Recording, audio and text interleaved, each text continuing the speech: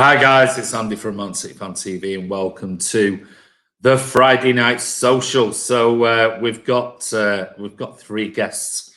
Well, we've got two guests, and I'll just move that down. And one of our usual presenters tonight, and I'll bring them in one by one. We have Chris. How are you, mate? I'm all right, thank you, Andy. How's yourself? Yeah, good, mate. Good, mate. Big walk out in the woods today, Delamere Forest with the dogs. So I'm very happy. Refreshed, even though tonight it's freezing. It's absolutely freezing. Last night it was cold though. Well, last night I thought here it wasn't too bad, but tonight stars are out and it is bitter, absolutely bitter. We've still got snow out here, out the back here. So. Oh, really? Yeah. Well, it was like that. It was like that in the forest today. It was like just lakes of water that had just been absolutely frozen solid over. And it was like, huh? But anyway, talking from very cold north of England, where I am, to somewhere where it's a bit warmer, but maybe not so much good news. And that is Alan. Sir Alan's on. How are you, mate? G'day, how you going, guys? How are you? Hey, Al. Yeah, we're back in lockdown here, so it's nice and warm outside, but we're back in full lockdown. Yeah. And, so we can't go out at all, apart from 1 hour a day and no more than 3 miles away from your house. So that's it now for the next 5 days. So it's that's probably the best thing to do, really, isn't it? And which we would have done a bit more of that. Yeah, we had the hotel in near the airport where the Aussies came back from the UK and brought the variant back from the UK, and they've put a 5-day lockdown down. The 4 of the staff that was in the hotel caught it, so they basically just locked the whole of Victoria down for 5 days where we're not allowed out, and everyone's got to stay at home, and it's full on, really. Well, listen, thank you for coming on the stream tonight. And we've also got Ross. Ross, how are you, mate? Hi, lads. How's it going? Yeah, Ross. Luckily for me, Alan lives further than 3 miles away, so I don't have to see him now. He keeps ringing me. Every cloud. Ringing me. Well, we've got Gabby one goal on tonight, so he's here, and I'm sure at some point tonight he's going to have to get in Gabby one goal. He's going to have to get it in, because I was with him a few 3, 4, 5 weeks ago. But anyway, we've got a load of things to talk about tonight. We are going to preview the Spurs game tomorrow. We're going to ask all the guys about their thoughts and things. I'm going to come to Chris first on some stats on Spurs versus City games and this season, etc., etc. We're going to talk amongst ourselves and also bring up your comments as well. So before we do that, I am going to show some of the comments that are there's loads in already, so I will bring some of those up. What we are going to do at the end of the Spurs preview, I did do a preview with Chris Cowling. He's a massive Spurs YouTube account. He's won awards and everything for that, but he asked me to send over some answers to his questions about the preview. So we're going to have a break. I'm going to show you that video, and then we're going to come back. We've got some really interesting topical debate questions that we're going to talk about. Plus, we're going to see which question won the community chat poll today. And I did give you 3 options of what you would like to talk about. And we'll see who wins that, and we'll talk about that particular question. But first off, let's just see who is on. Adam Quinn's on. Hello, Adam. How are you? Brad Niplock's on half an hour early. Well, you're keen. Hi, guys. Always look forward to the Friday night social. I'm looking at City from a tactical point of view, and Cancelo has the most tackles this season. Simon said, Charlie Everett, no, most tackles this season is Rodri for 32. They got 52, was it? 52. There's already arguments going already, and we've only just started. Zoab's on. Hello. There you go. Cancelo, 26 interceptions, not tackles. So, got to get your facts right on Man City Fan TV. Well done to Man City women stuffing the Raghounds. What was the final score? Anyone know? 3-0. 3-0. Was it? Wow. Brilliant. Yeah. Get in. I did retweet the first goal earlier, but then I've not had a chance to see anything else. Evening Blues, Ronnie Beaver, how are you, mate? Hope the missus is well. Ivor's on, Pep, manager of the month, but he can't sing like Barry White. Proper. I think that's overhyped, that fella. I guess you're in your man shed, mate, with your LPs on. Alex Johnson's on. Well done, Gundogan and Pep, manager and player of the month and City women's stuff in the rags. Absolutely. Tom Betts, looking forward to tonight. Me and the wife bought our first home together today. So we're so excited. She is asleep and I've had a beer and ready for this video. That's not the way it's supposed to happen, mate. Big game tomorrow. Come on, City. Tom Betts, I like your style though, mate. But, really, joining us on the Friday Night Social, there should be some far better things you should be doing in that home, your first home. But congratulations for buying your first home, mate. It's always a big step. And, it's very exciting time. So well done for that one, mate. All right, Simon. On this thing, I was looking at it. Said it was Cancelo. Maybe wrong. There you go. We'll jump those one. Let's stuff the spuds. Yeah. Who else? Yeah. Lots of congratulations to Tom. Charlie says Diaz and Rodri are confirmed to be fit. Tom Guardiola said it in his pre-match. Yeah, he did, and we'll talk about that a little bit later. Kurt's on. How are you, mate? Tom Betts sounds good. Now all we need is a City in the Champions League final. Chris said earlier, Alan's just sticking his lippy on, won't be long. King of Assists is on. Hello, everyone. How are you? So Zag on. How are you, buddy? Anyone else? Let's just go down and quickly go through. Andy Milnes just watched the women's team thrash the rags. What a goal from Caroline Weir. I haven't seen it, mate. I'll have to trust that one. Can't wait for the Aussies duo back on. Always a great laugh. There you go. So, no pressure, you two. Johnson thinks BT Sports is awful. Kurt says, I love Jose every time since the Porto knee slide. You might not like what I say about Jose Mourinho in my video to the Spurs channel. City win United 3-0. There you go. Let's see if there's somebody on. Big jump. There you go, John Grogan. Everyone's on to the lady tonight. Must be because it's Friday night. Let's see. Pardo Oaks was on then. I missed him. Big, massive jump in the comments. So I do apologise. Wow, huge jump. I've had to go back about 30, 40 comments there. Hi, Kyle Doggo. There you go. Why is Chris so beautiful? It's one. He's been at it, hasn't he, for the last few nights, hasn't he? Is he typing that himself on a pseudonym name? Yeah. Chris. Oh, yeah. We don't know his surname. What's his surname? Maybe it's not really Baker. It's someone else. It was -5 last night and freezing. Remember those days. Yeah, Dukes, how are you doing, mate? Hey all. Kurt says, Sir Alan, nice to see you back, mate. Audio sounds bloody great from Alan. There you go. So it does sound, mate. I don't know what you've done, but it does sound one of these things here, mate. Oh God, it's gone up. It's gone up professional. It's gone on. What's going on here? Yeah, it's taking over. Maybe we'll need to give him his own vlog. MCFC. Yeah, I know. I shouldn't have said that, Ross. Can we just for our 3-0?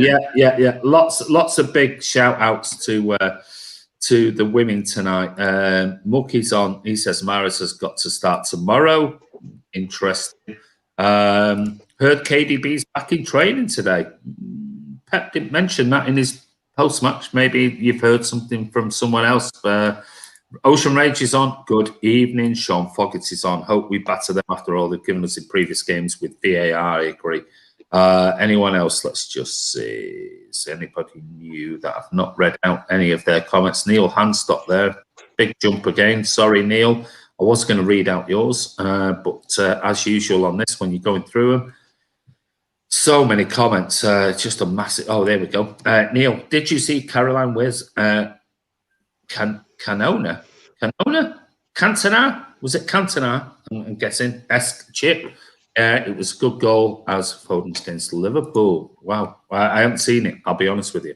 Pado Oaks is on. Hi, all Blues. Abdullah's on. He also says hello. Mark the Blue. Hi, all citizens. So let's just see. Anybody else before we get into it? No, it's all the same people. Theo Tran there. Sir Alan is the best pundit Aussie has to offer. There you go. Alan, there you go. But anyway, we are going to go into the preview for tomorrow's game. Now, like I said, what we're going to do is going to talk about the game, about Spurs. Chris has got some stats, and we'll all go through. We'll have your comments as well. Then we're going to have a quick break. I'm going to show you the video that I did with Chris Cowling on his YouTube channel. And then we're going to come back and we've got some other questions, some very interesting debating questions that you can all get involved in as well. And plus, obviously, the community polls. So first off, tomorrow we face Spurs. We got beat 2-0 last time. Big game, but things have changed since we last played. And I'm going to hand over to Chris with some stats. So Chris, over to you, mate. Okay, mate. So in the all-time league, your top division league table, Spurs lie in 7th, which is one below us. But to be fair to Spurs, they've played a fewer 226 games. So it makes you kind of wonder how Spurs fans think they're a bigger club than we are when they haven't been in the top division as long as we have. But there you go. And they've only won the league on 2 occasions. And last time was the 1960-61 season. So if my maths is correct, that's exactly 60 years ago. So there will be Spurs fans who will have been born and died and not seen Spurs win the league. I'm just texting my mate Leo. Game on here. Exactly. But you can't split City and Spurs over all-time record. They've played 162 times and both teams have won 63 times. So it's a dead eat at the minute. Previous 10 seasons, these are Premier League games only. We've played 20 games, won 12, drawn 3 and lost 5. At home, we've won 10, won 7, drawn 2 and lost 1. Last season was a 2-2 draw. Since then, Mourinho has come in and we've played Spurs twice, both at the Lane, and lost 2-0 on both occasions. And that last loss was our last time we lost. So Spurs' last 10 Premier League games. So they played 10, won 3. They were against West Brom, Sheffield and Leeds, drawn 2 and lost 5. So they've collected 11 points out of a possible 30. And as we know, City have won the last 10. And our last 5 home games, obviously, have all been wins. Spurs' last 5 away Premier League games, they've won 1, which is at Sheffield United, drawn 2 and lost 2, one of them being at Brighton. So that's a possible 4 points from 15. And City being on a 22 unbeaten streak with 19 wins and 3 draws. It looks promising for the Blues. Some amazing stats in there. 60, is it 60 years since they last won a title? Wow. Yeah. For a club that their fans claim as such a big club, no wonder the Arsenal fans and Chelsea fans give them so much grief. But anyway, I'm going to come to Ross first. Gabby, 1 goal. What are your overall thoughts on tomorrow's game and where we are and where Spurs are, and just your generic thoughts, not about the team selection and things, but just an overall view of tomorrow?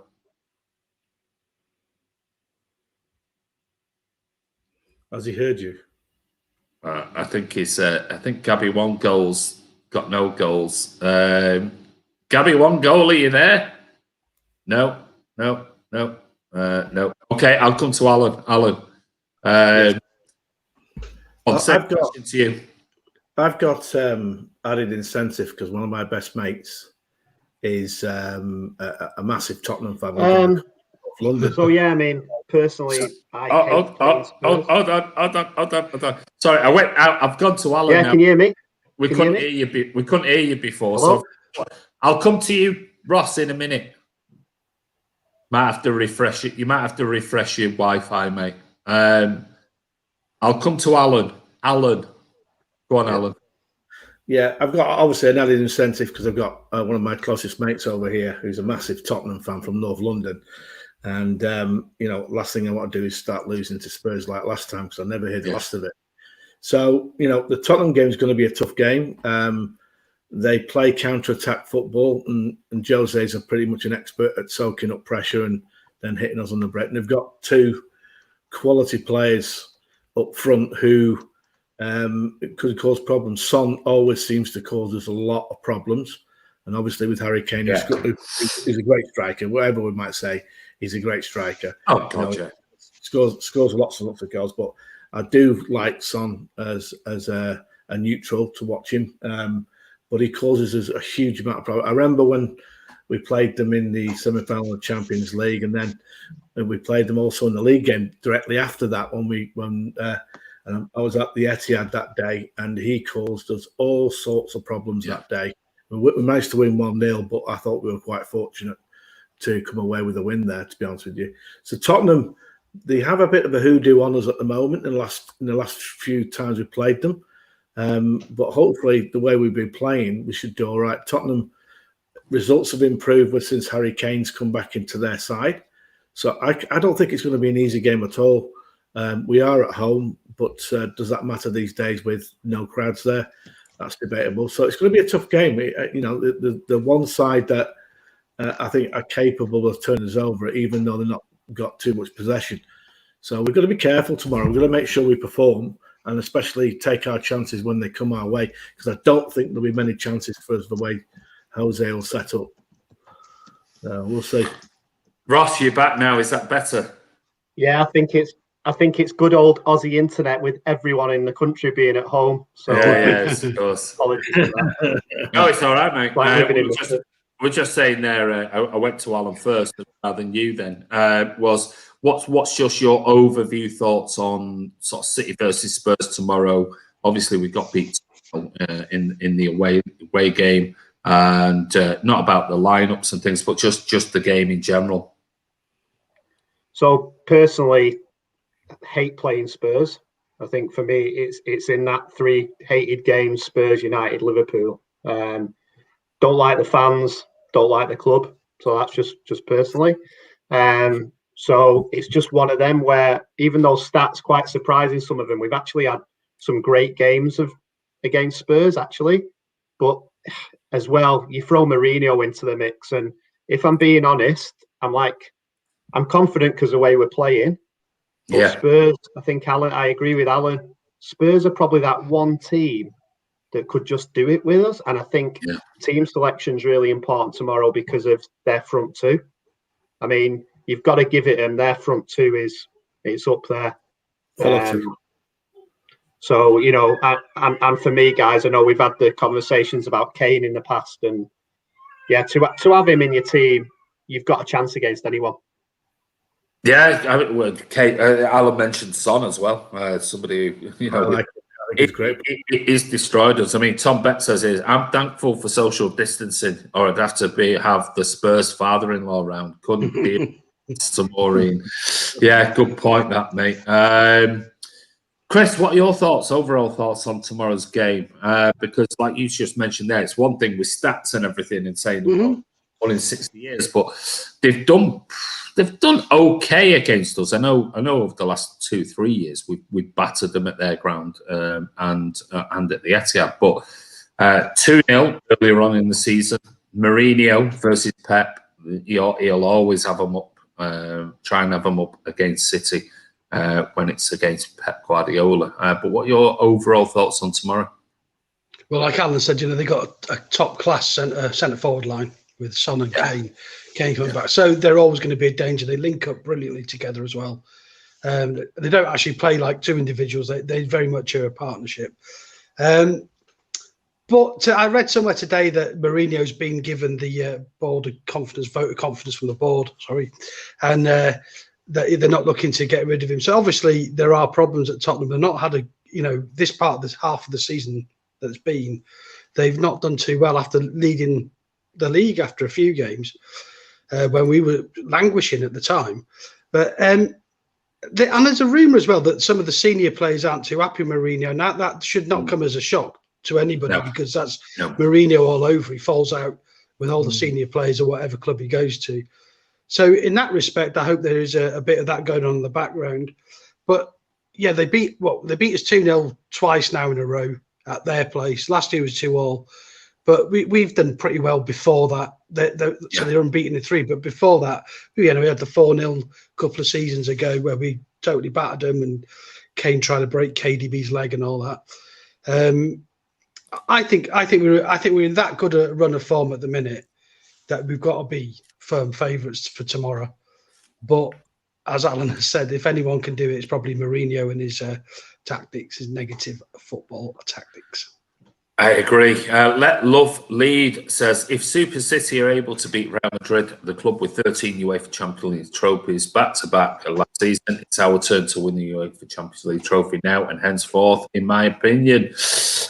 Interesting point. Let's try and stick on tomorrow's game. Tom Beck says, I'd have Kane and Son any day in the Pep team without mop up even more than we normally do, which would be quite interesting. You might want to see my comments on Kane and Son and what I said to Chris Cowling. Hold on. Electro Disguy says, I know it's off topic, but I think it's strange how quiet we are about Messi. Oh, let's not go into Messi. Messi will do. Messi's that's my project.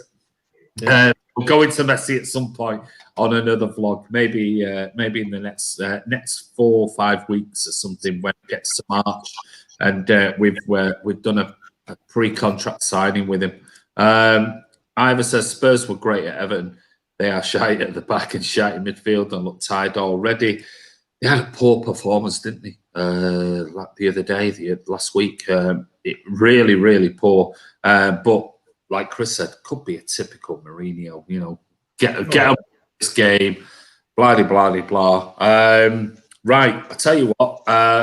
Let's go into who we think could be our starting 11. Now, of course, Pep Guardiola's come out today, and he has mentioned the fact that Ake is still out, and Kevin De Bruyne is still out, and Fernandinho looks like he's definitely out for tomorrow. So there's definitely not going to be those 3. However, the good news was Sergio is training, and he has been training as well. Whether he's quite fit enough to start tomorrow, I'm guessing probably not. But we're going to go through who we think is going to be our starting 11 tomorrow. So I think we don't need to discuss the keeper, do we?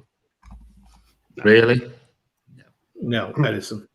Edison's in net for tomorrow. Right, let's go. We're going to do this as a 4-3-3. We know it'll probably work in all different formations, but we'll just stick with the 4-3-3, and then we'll take it from there. So, who is your right back for tomorrow? Then I'm going to come to Ross first. Without a shadow of a doubt, really easy for me, this one against Spurs, Kyle Walker. Oh, right, okay. And I'm making notes of these only because, and it's not to come back at a later date. It's just so I can just get what people think of on there. So you're going for Kyle Walker. Any reason since Kyle Walker played against Swansea, I should say. Getting mixed up in my cup competitions now. we're in that many cup competitions, unlike other teams. Any reason why you would play Walker again for tomorrow in the role? I think as good as Cancelo's been playing, I think what the Liverpool game showed is that Walker, in my opinion, and I think I've said this all season, is a better defender. And I think with that strike force, regardless of how well Diaz and Stones are playing, personally, I would love Walker's pace for cover. And we saw that against Swansea. And in the back of my mind, I think potentially that's why he played, to get some game time. But for me, regardless of the debate, again, opinions, Walker is just a better right back overall. And I actually don't think we need what Cancelo gives you with some of the other players that are in my team. Okay, interesting. Alan? Walker all day long. Against Son? You're going for Walker as well? It's mainly because of the pace. Yeah. And with Son being able to outpace most people, he's the only one that could probably catch him. And, you know, with all due respect to Cancelo, because I know he's played really well, I just that worries me is Cancelo's defending ability compared to Walker's defending ability. I think Walker's better that way. Okay, a couple of comments in here from Adam Quinn. He thinks Cancelo, King of Assist, also thinks that as well. Alex also thinks Cancelo. Ronnie Beaver said Walker's head will go against his old club. MCFC LLNL. I can't pronounce that. I'm not sure what it's supposed to be, whether it's in Illinois or something like that. I think Walker could be a liability in the box versus Son, Kane, and even more. There you go. So it's interesting. Chris, who are you going for? Kyle or Cancelo? Kyle. You're going for that as well? Pretty much what the lads have said. I think Kyle will play deeper tomorrow and will attack down the left more. I agree. Interesting. Very, very interesting. I'm going to hold mine. You'll see mine when I show you the video what I chose later. So I'm not going to go into mine right now. But that's interesting that all three on Man City Fan TV here have picked Kyle Walker for tomorrow. Right, okay. Centre-back pairings. Well, it looks like Diaz is fit and Stones is fit. So is anybody going anything different than Stones and Diaz? No. No? Are we happy? No. Are we happy with that? Laporte is if he has bad games, it's always against Son, isn't it? Let's be honest. That's the only time he tends to play badly is against them. That's true. Yeah. It is true. Yeah. Andy, I just call them two now, instead of saying Stones and Diaz, I just say delicious. I like it. So delicious tomorrow. Are we happy with that? We're having delicious. So long as Diaz is 100%, yeah. Otherwise, Laporte will play, Yeah. It is Valentine's Day, isn't it, for them this weekend? They can kiss and hug each other. Yeah. Yeah, I mean, I know. I mean, I'm sure he probably would have said Diaz might be carrying a knock or something like that. Maybe he didn't. Maybe he is, and maybe he still thinks. Diaz can still play. But by the sounds of it, it seemed like he was quite comfortable with the fact that Diaz is fit enough to be available for selection tomorrow. Quinn, he says Stones and Diaz as well. Ivor says can't change Diaz and Stones. Simple as. Blah, blah, blah. Everyone else is the same. King of Assist likes that. He says delicious. Laugh out loud. There you go. So that's what we'll call them from now on. Delicious. Delicious. The delicious duo. So we've got, so far, according to you guys, we've got Kyle as our right back, Eddie in net, Kyle as our right back, Diaz and Stones. Right, on to our left back, Ross. It's one of them, isn't it? It's like names in a hat, but I think it's going to be Zinchenko. So you're going for Zinny. Okay. Alan? Zinny at the moment because he's playing well at the moment. Okay. Chris? Yep, Zinchenko has to be form player. You guys are pretty solid on the formation so far. I mean, that's 5 of the 11, and all three of you have gone for exactly the same. No debates, no nothing. You've gone for exactly the same team. I'll go to Chris. Why Zinchenko? Because he's banging form, Andy. I think he's doing a fantastic job. Yeah. He's really doing what Pep wants him to do as well. Whether that's being more defensive and allowing Cancelo to attack on the right-hand side, or when Walker plays, it looks like it's Zinchenko who then pushes further forward. He starts off so many of our attacks with quick, simple passes, sometimes long balls as well. I think Zinchenko has been so consistent in this run. Certainly since December, I think he's been fantastic. Mm-hmm. I wouldn't drop him. And Mendy got the game against Swansea. There's no way Mendy should be playing in the Premier League, as far as I'm concerned. But we'll come to that, I think, later on. But we might do. Okay, Alan and Ross. Alan and Ross. No, I'm going to stick with this anything. Okay. I just want a few comments on you. Your thoughts on how Zinchenko has been over the last sort of 3-4 weeks. So I'll come to you first, Ross, and then to you, Alan. Ross? For me, Zinchenko's becoming that player at City, which I don't think we've probably Delph was the last one. Mm. If you asked him where he'd want to play, he wants to play where he plays for his international team. Yeah. However, I think he's got his head on his shoulders. He looks around. He can go to a club like Wolves or Villa or whatever, and he's like, why don't I just play left back, get my head down, and win things? Yeah. And I think at whatever sport you play, whatever level, there's always a player you look at and you think, why is he in the team? How does he get ahead of him? But he probably trains hard, he's got the right attitude, and he's on form, he's playing well. And I tell you what, regardless of him not being a left back, and this is, a debate I have about a few players when City fans get on the back. You name me a handful of left backs in the Premier League who you'd actually have over Zinchenko. And I think you're struggling. I think you're really struggling. So for me, good luck to the lad. I think you've got to back him. He's put his head down. Does he make mistakes? Yeah. Does every player make mistakes? Yeah. More high profile because he plays for the team that at the moment are top of the league in all the cups. And people are questioning him. If Pep picture, for me, anyone, and this debate's around all City players, if Pep's putting you in a position, he believes you can do it. What's that? Something about it. Tom Betts just wrote, Tom Betts in the comments, that's just tickled me. This one. About his cat, yeah. Ruben is what we called our new cat. May have to change to Delicious. Though the local. you just need to get in touch with me though, mate, because I have actually registered that, so you just need to pay me some royalty. Yeah, hashtag copyright Delicious Duo. There you go. Yeah, there's three Andy. There's Delicious, Gabby 1 goal, and haircuts. Yes.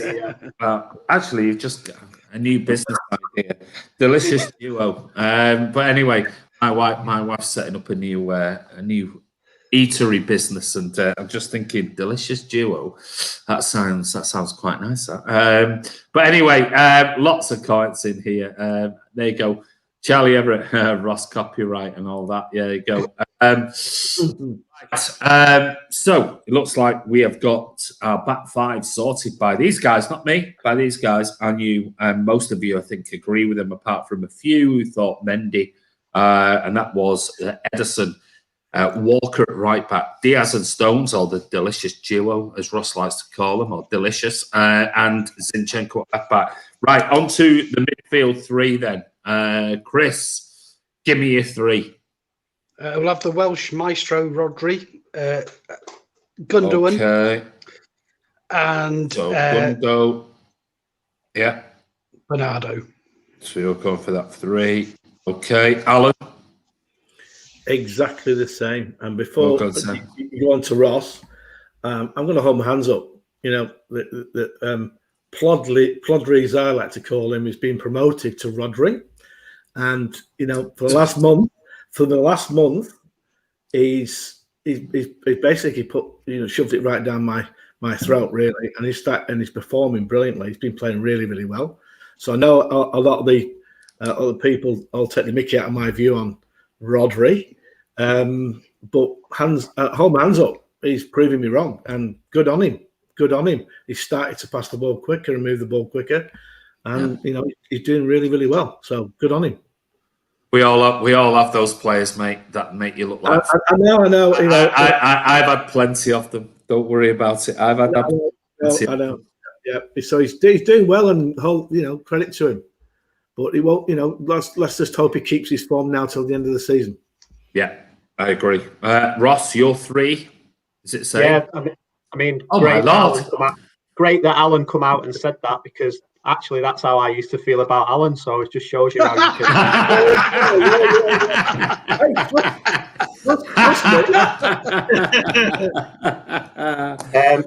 There you go. I'm going to mix it up with my three. Shock horror on the channel. I'm just going to read them out in a different order. So Gundogan, Rodri, and Bernardo. Brilliant, absolutely brilliant. Charlie Everett thinks it's funny as well. So does Dupe. I think somebody's copying my name here. I don't know why. Andy Turner, Rodri to be the CDM with Gundogan, but somebody's obviously keep an eye on that, Chris. It might be something. You might get some bollocks coming through in a minute, but anyway, yeah, probably. Rod, Pants. Gun, Phil. Martin Blue says Rod, Gundogan, and Phil. He's not going to play him there. ES649 says Phil, Rodders, Bernardo. There you go. So a little bit different there. Looks like Gundogan might be dropped there. Charlie Everett thinks it's going to be Rodri, Gundogan, Bernardo, same as you guys. Tim Smith, our Leeds fan, he thinks it's going to be 3-1 City. We'll come to that at the end. I knew it was going to come. There you go. Kurt says, credit to Alan for holding his hands up. There you go. Ivor says, Tugboat, Gundo, and Bruno. Another one I think he's now starting to change his mind a little bit on Rodri. Rodri, Gundo, and Bernie says Andy Mills, Adam Quinn. He thinks Rodri, Gundogan, and Phil. So it's interesting. Right, anybody else? I just can't see Pep picking Phil in the middle this season, to be honest with you, mate. He'll play in some games. Well, that's it. Shout out to Tim Smith. By all in the chat, be safe. 3-1 City. Good luck. Thank you, Tim Smith. He's a regular Leeds fan who comes on and he's always pushing for us to get more subs and that. So thank you very much, Tim Smith. And Kurt says take care as well. Right.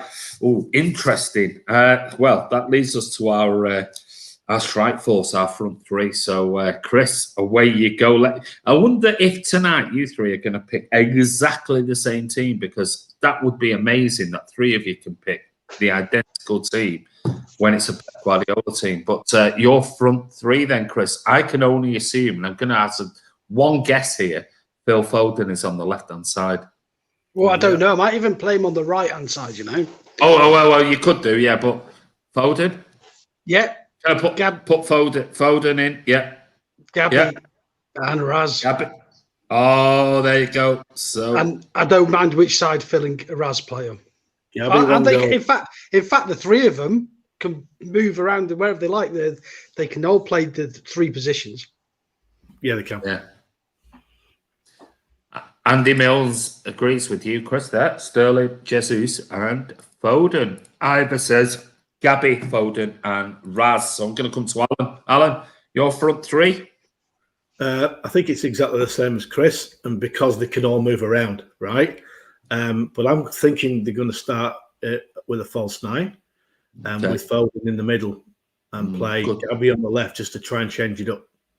That's a pretty good shout, that's something I was thinking about earlier this afternoon, but I didn't. Yeah. I went from a normal three, but I was thinking about that, and I think that's a pretty decent. The reason why we all know that Mourinho is going to play defensively and park the bus and hit us on the break, and I think Pep's got to try to do something different, because it's going to be one of those games where we'll be hitting a brick wall for most of the time, and if we don't score early, that's what's going to happen, and it's dangerous then.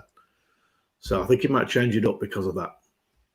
Interesting point, Ross. Oh, I'm going to mix it up a bit. I think Gabby will play on the right, Alan. For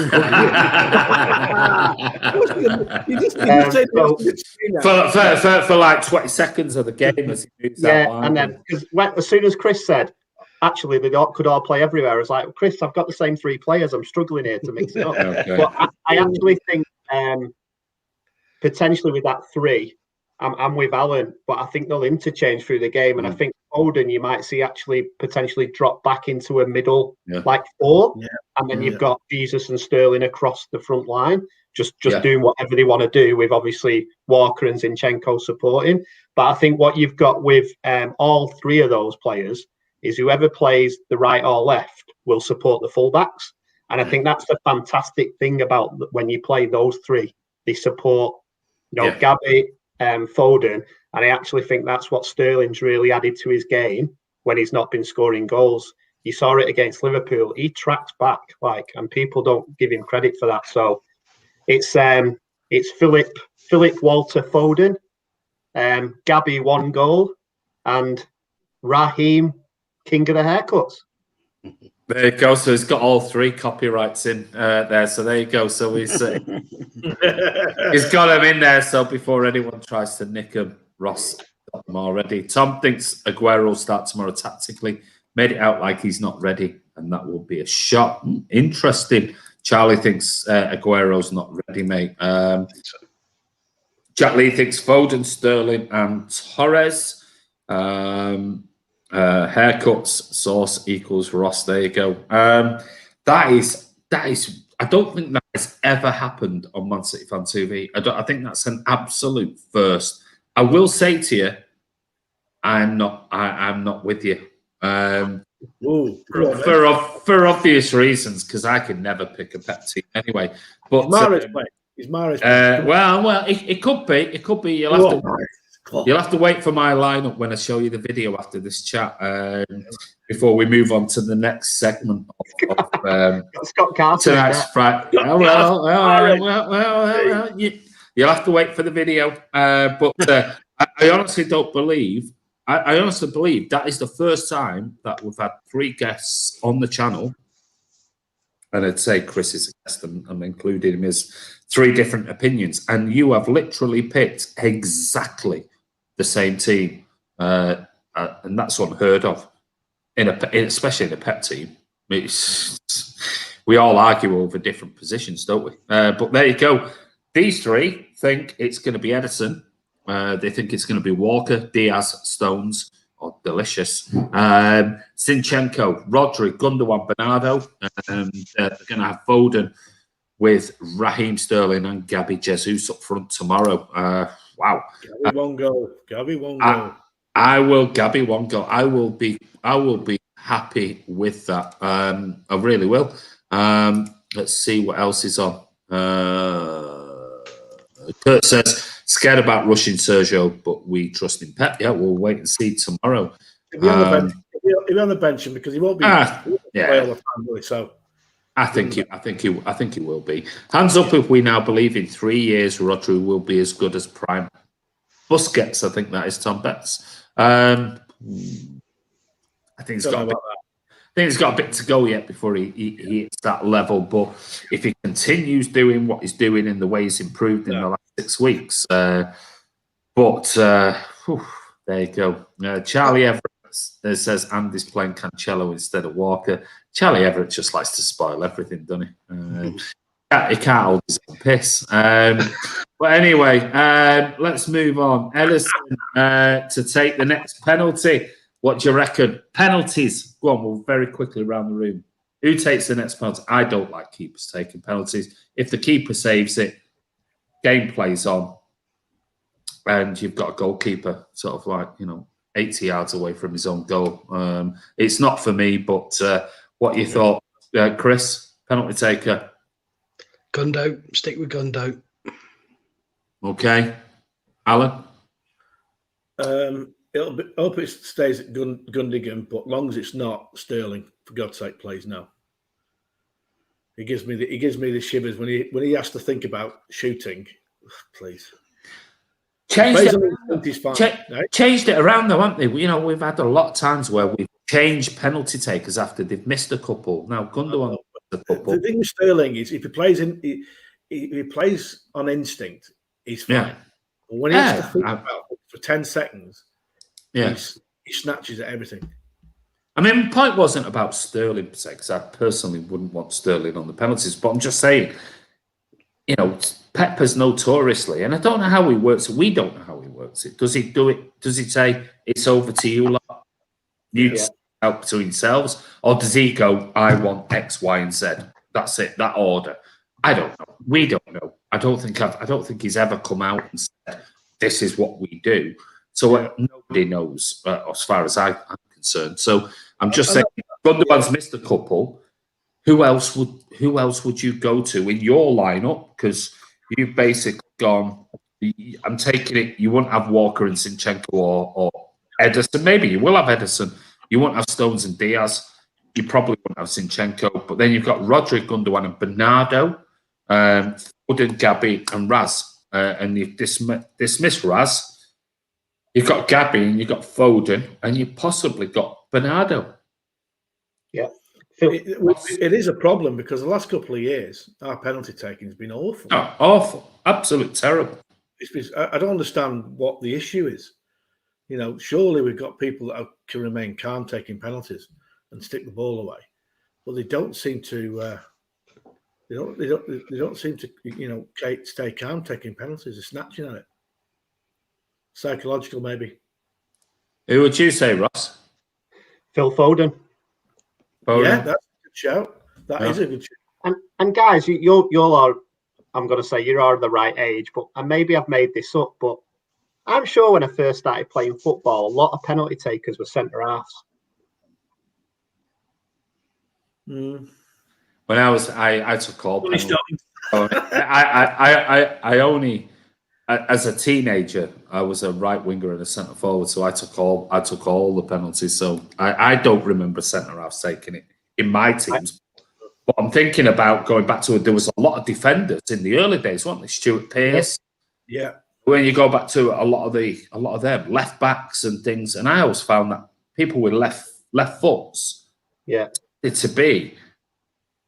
I'm a discount Balotelli and Yaya Toure. I know these anomalies, but left-footed penalty takers seem to be really, really good. Yeah, remember Keith Curle for City used to take penalties, didn't he? Keith Curle did, yeah. Yeah, I think what has changed in penalties, and whilst I still believe firmly that the penalty taker should score, but if you look now, especially in penalty shootouts in cup games, keepers. The analysis that the keeper coach goes through now, they're watching video. So, for instance, Ederson will be sat down today probably watching every Harry Kane penalty over the last 3 years. That never used to happen. They move a lot more. I mean, I know now that the VAR has been brought in, but they still move a lot more. They used to be rooted to the spot. But I just think players need to go back. And you always said, didn't you, hard and low, bottom corners or top corners. Yeah. And if you put it in the right place, the keeper doesn't get there. Yeah. So I just think Phil, because of his ability and because he's on form, would do it. But I'm sort of Andy with the Ederson thing, mate. He's just got to smash it. So would I let him have it? I'd let him have it. But I think there's a couple of players in our team who you probably won't think of, who probably should have a go. Yeah. But that point you raised about who does it, I know a couple of clubs had that. I think Arsenal publicised it a couple of years ago, that if the penalty taker got fouled, they didn't take the penalty. Really? Because they've had a knock or whatever. So you saw that happen a lot at Arsenal. But maybe there's just the thing: if you win the penalty, you get it, or you get to decide. But I just don't think they're bothered, are they? It's like, we're going to miss the penalty, so we'll have to score another goal. The way it is at the moment, definitely that's the way it's going. I don't know. Yeah, Kurt's saying here, left back Pens are fire, and remember Ian Hart for Leeds. Yeah, I mean. Yep.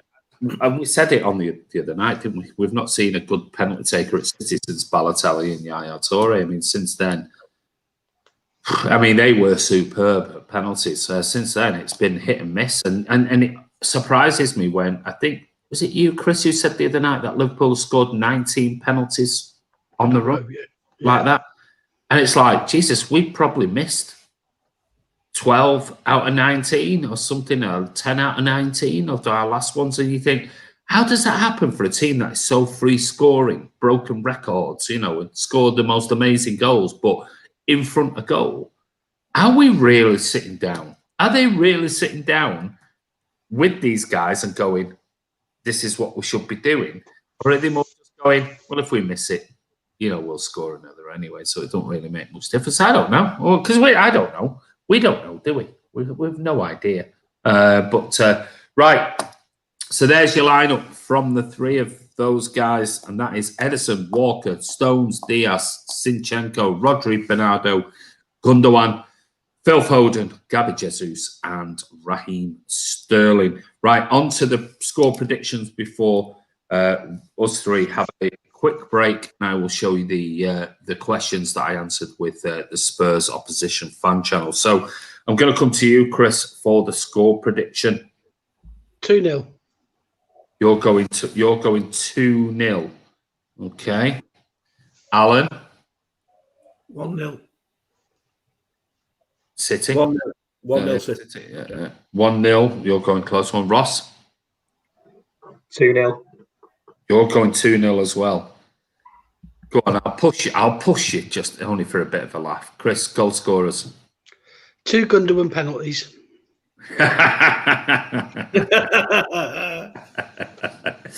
2 Edison penalties. Wouldn't that be funny? Would that not just wrap up his whole season? Golden Glove, scores penalties, blah de blah de blah. Alan, go on, give me your goal scorer then for the 1-0. Bernardo. You're going for Bernardo. Mm-hmm. Okay, and there, Neil Hanstock thinks 2-1. 2-1 for Electro Disguises. Tyrone thinks it's 1-0.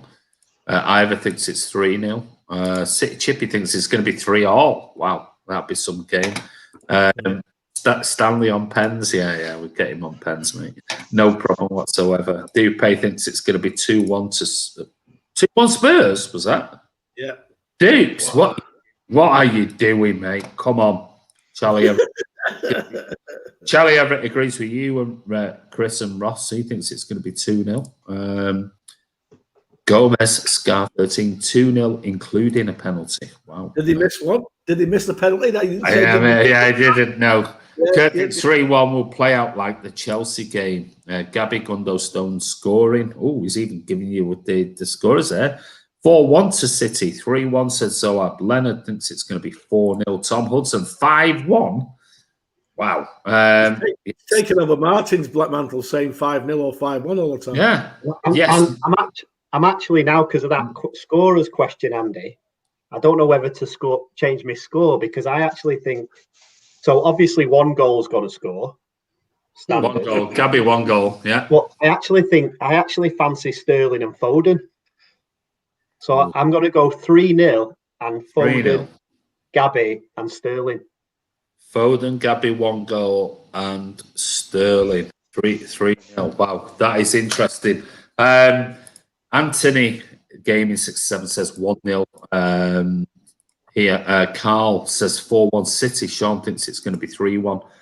Adam Quinn says 3-1 City. Phil, Sterling and Diaz to score. Charlie says me and Chris are always on the same wavelength. I'm not going to make another comment on that one. Me and Chris, yeah. Dudley Lewis says the way Jesus scored against Liverpool should be given a chance on pens. 2 City 2 VAR 1. I wonder what the betting will be for City to win 1-0 and then Mahrez to come off the bench, get a penalty, and miss the penalty. Oh, don't go! No, stop it! And then get you on after the post-match thing. And stop it! No, Mahrez, no. I've been giving Mahrez lots of bigs up lately. Tom Hudson, we will smash them into next year. Tomorrow, you watch it, lads. Wow. Eric Diabolical, like that one, mate. Towering Diaz header said somebody. Ivor says 3 own goals. Ronnie thinks it's going to be 3-1. Dupe's not happy. Poor Mahrez. Carl says, I love doing the FNS with Kylie and Jason. Who's who? Oh, you're Jason.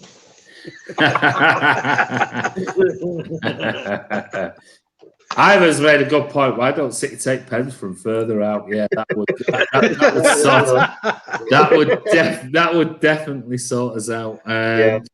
Anthony Gaming thinks Foden's going to score a hat-trick. Jesus Christ, everyone is so for it tomorrow. Brilliant. Bernardo scores, hopefully. And YMM3 says 3-1 City. Foden, Gabby Sterling and Son to score for the Spurs. There you go. Right, that brings us to the end of the Spurs preview. Thank you so much for your comments. It's not the end of the Friday Night Social. What we're going to do is we're going to have a quick break. I'm going to show you the video from today that I did with Chris Cowell, and he asked me some questions about what I thought about Spurs and the game and my standout players today and my team for tomorrow and the score prediction. So we're going to let you watch that. It's about 6 minutes. We'll be back, and we've got some very, very interesting questions and debates coming up, led by Chris, Alan and Gabby Wongol. So stay around, watch this video, and we'll see you in about 6-7 minutes' time. Hi guys, it's Andy from mcfcfantv, and I want to say thank you to Chris for inviting me on his particular vlog. He's asked me a series of questions, and I'm going to start off with the first one, which is, what are your thoughts on the season so far? Well, it was a tough start, obviously with lack of rest, lack of pre-season at Manchester City. I expected us not to start in the way that I'm sure a lot of City fans wanted to, and then, of course, at one point I think we were down in 12th. But I always had the faith that as the season progressed and we started getting people back and people fit, and we've also had the likes of Sergio Aguero out pretty much most of the season. Kevin De Bruyne has now been out for the last few weeks as well, and we've had other people in and out with injuries. Laporte, we've had the likes of Nathan Ake, who's currently out as well. So we've got all our players, well, most of our players back fit now. And yeah, consistency with City. And Pep's done a wonderful job the way he's brought Phil Foden through. So I'm really pleased where we are. Still a long way to go. But yeah, season has just been absolutely perfect. And we're in the League Cup final. We are in the next round of the FA Cup. And obviously we're going to start at the end of this month with the Mönchengladbach Champions League game. So there's still plenty of trophies to go for. But yeah, very pleased with the way things have progressed. Now, on to his second question. Has there been any standout players? Well, you'd have to say Phil Foden definitely is one of them. Ilkay Gundogan, who, I don't know, he had COVID, and since he's come back from COVID, he's been a completely different player. He looks fitter, he's running around more, and he's playing in a more advanced role. That way, it's allowed him to be sort of a fox in the box, and his finishes have been superb. Scored a load of goals so far in the last month or so.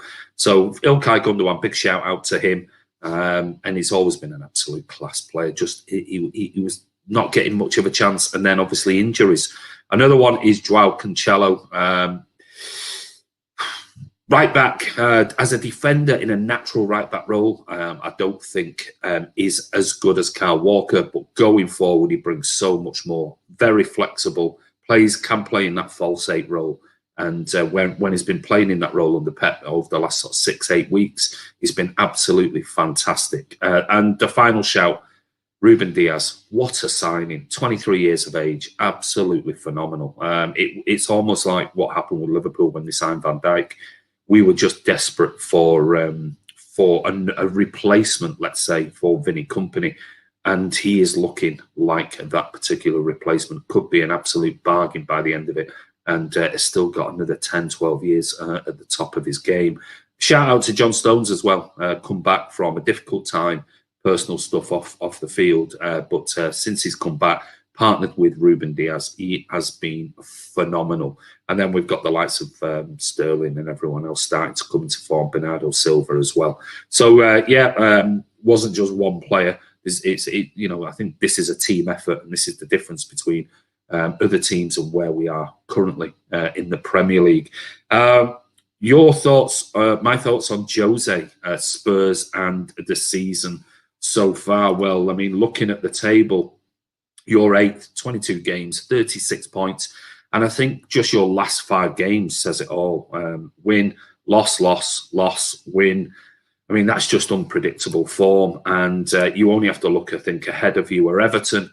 They've got a game in hand, so they could go to 40 points. They could go 4 points clear of you in 8th. And Villa are right behind you on 35 points with a game in hand. So again, you could be down in 9th, possibly 10th as well if you don't really pick it up. I don't know what's gone wrong. I don't know whether it's injuries, but I've never been a Jose fan, I'll be honest with you. And I hear the same things coming out of with Mourinho that happened at United, and it's happening now with Spurs. I don't think he's your type of manager. I think he's a busted flush, if I'm being honest with you. That's my honest opinion of Jose Mourinho. I think his days of after he sort of left Chelsea and Madrid, that was it for him. It just seems to start off in in the right way, but it just always falls apart. But I don't know. You'll probably have your own thoughts and opinions on Mourinho, but I do think it's going to be a difficult season for you. On to which Spurs players worry you? Well, it's the usual two, Kane and Son. I'd have both of them at Man City, and we'll be talking about it on our vlog tonight about Sergio Aguero. Will he stay? Will he not? And we'll be in for another striker, I'm sure. And Kane could be one of them. But for me, Son is the man that makes you tick. He's a phenomenal, phenomenal player. Absolutely brilliant. So for me, those two, but mainly it's Son, and he loves playing against Manchester City. On to my lineup and score prediction. I haven't seen the Pep press conference yet so far, so he might make me look a fool when I give you this particular lineup. But we're still waiting on some fitness issues with Rodri and a few others. But if everyone is fit, the usual suspects, without sort of Sergio and Kevin De Bruyne, I'm going to go for Edison in net, always brilliant keeper. I'm going to revert back to Walker played midweek in the cup game against Swansea, so I'm going to go Cancelo, Diaz, Stones, and Zinchenko. Rodri, if he's fit, and I know there is a couple of other sort of bits and pieces of knocks around, but I'm going to go with Rodri, Gundogan, and Bernardo in the midfield. Sterling on the right, Phil Foden on the left, and Gabby Jesus keeps his place up front for Manchester City, in my opinion. But like I said, we could get to tomorrow's game, and there might be maybe one, maybe two of those might have to change, depending on how they came through training today. But the final thing is score prediction. I'm going to go for a tight 2-1 win for Man City. I don't think it'll be a runaway. I don't think it'll be anything like Liverpool. It's always a fairly difficult game. You beat us in the away leg 2-0, but I'm going to go for 2-1 to Manchester City, and I think that run extends to 16 games, which more records being broken by City this season, which is phenomenal. And you could look at the 20-point gap that we broke a few years ago to the next team for this particular season. If this run continues, it could be something like that. But I do think it'll be a tight game, so I'm going to say City shades it 2-1. But anyway, this is Andy from Man City Fan TV. Again, big shout out. Thank you, Chris, for inviting me on. And don't forget, come over and join us on Man City Fan TV. All fans are welcome. And we'll see you soon. There you go, guys. Sorry if you heard my mic a minute. My dog's took my dog out for a pee, and he's decided he wants to stay in the kitchen with me. He would not go in the living room, and I'm going, come here. But he's gone to sleep on his bed. But anyway, hey, we've got Gabby, 1 goals, baby there. Hello. Come on, City. You just wanted to say hello to everyone. Hello. Baby, up on there. Get in. Junior Absolutely. Junior Start them young. That's what we like. Hello. Hey. Gabby 2 goal there. Dupe says, oh, so cute. There you go. Now I can see you guys. Yeah, we went off because it was a video. I was showing you the video that I did earlier. What else? I'm sorry. I'll just jump back to see some of your comments. 100 likes tonight. Have we hit 100 likes? Have we? No. No, we haven't. No, maybe not. Dingy Kurt, can you see Chris on your screen? Yeah, probably. No, I wouldn't have thought so because he's not on tonight. Lukaku would only join for Mahrez to teach him a good first touch. There you go. Great job, Andy. Thank you, Dupes. Hi, said Leonard. We're back. Yes, we are back. Now you can see, yeah, that was a video, Man City fan. That was a video that I shot earlier with Chris Cowling, who's a massive Spurs YouTube channel person who's won lots of awards for best YouTube channel and things like that. But anyway, 50 or 100 subscribers tonight. Let's hope so. Let's get some more. Alex says, I got my granddaughter United nappies. She can dump in. Brilliant. There you go. Just got the 99 on now, Kurt. There you go. Yeah, 95. No, I think 95 it's showing at the moment on mine. But loads of people on. We're going to move on to the next part of it. We've got some questions that Alan and Gabby 1 goal. Ross wanted to talk about, and we had about 8, but obviously we couldn't pick every single one, so we selected a few. And what we also did is on the community chat today, I did put out some of their other questions and asked you guys if you could read out one question. What would you like? So you voted on that, and we're going to come to that at the end. The other 2 questions, whoever the 2 losers are out of those questions, we will keep for Friday Night Social. But anyway, we're going to come to Alan first, and your question was about Torres, and you were talking about Torres and will someone need to be sold to allow his development and flourish? Could that possibly be Mahrez? So what's the question all about, and what do you want us to discuss tonight? Yeah, we all know that at the next season we're going to be looking at centre forward, so we've got to raise funds for that, especially with this year with no money coming into the club from obviously fans, etc., and the loss of income there. We're going to have to create space for an overseas player because we've got to get one. We'll be able to sell one to get one in. And what concerns me is we've got Torres at 20 years of age. He's got a lot of talent, a lot of ability. He's not the finished article yet. We know that. Do we, as a club, sell Mahrez to enable Torres to develop quicker by playing him more in games to be able to play him on the right or the left-hand side, but also freeing up space for an overseas player to put it in there for the striker, because it's debatable whether they're going to let Sergio go or not. But one thing's for sure, we definitely need another centre forward. We have to create space. In other words, sell someone to bring somebody in for an overseas player to be able to do that. So my question is, do we stick or twist with Mahrez and allow Torres to develop next season? Interesting. I'm going to come to you first, Chris, on this one. Well, it's Ferran's first season, so he'll have a settling in period. But to me, he looks every bit like a Pep player, still very young. He's in a new country, and the country itself's going through a bit of a crisis, so a little bit strange for him. But he seems really settled. I would definitely sell Mahrez, whether Ferran was here or not. I don't think he fits City's style of football.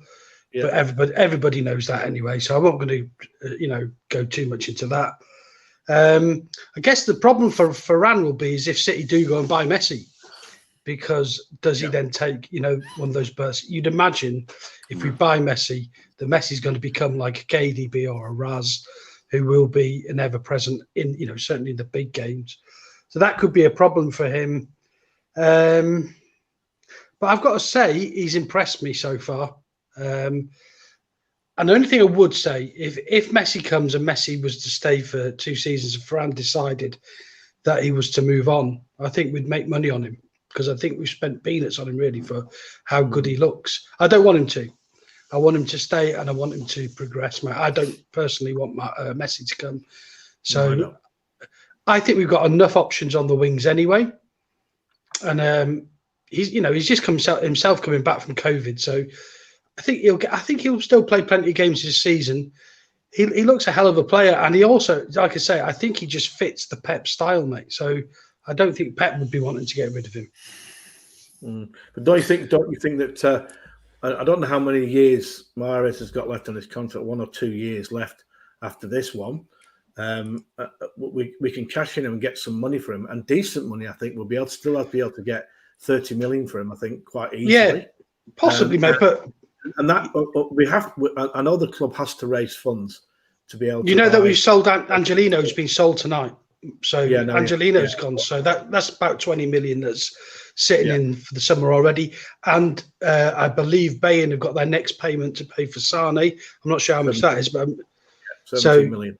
So you're already getting up towards 40. If you can get rid of Mahrez for 20, 25 million, then we're starting to look at being able to afford. We're going to have to build a kitty to go and sign a centre forward, and that's a fact.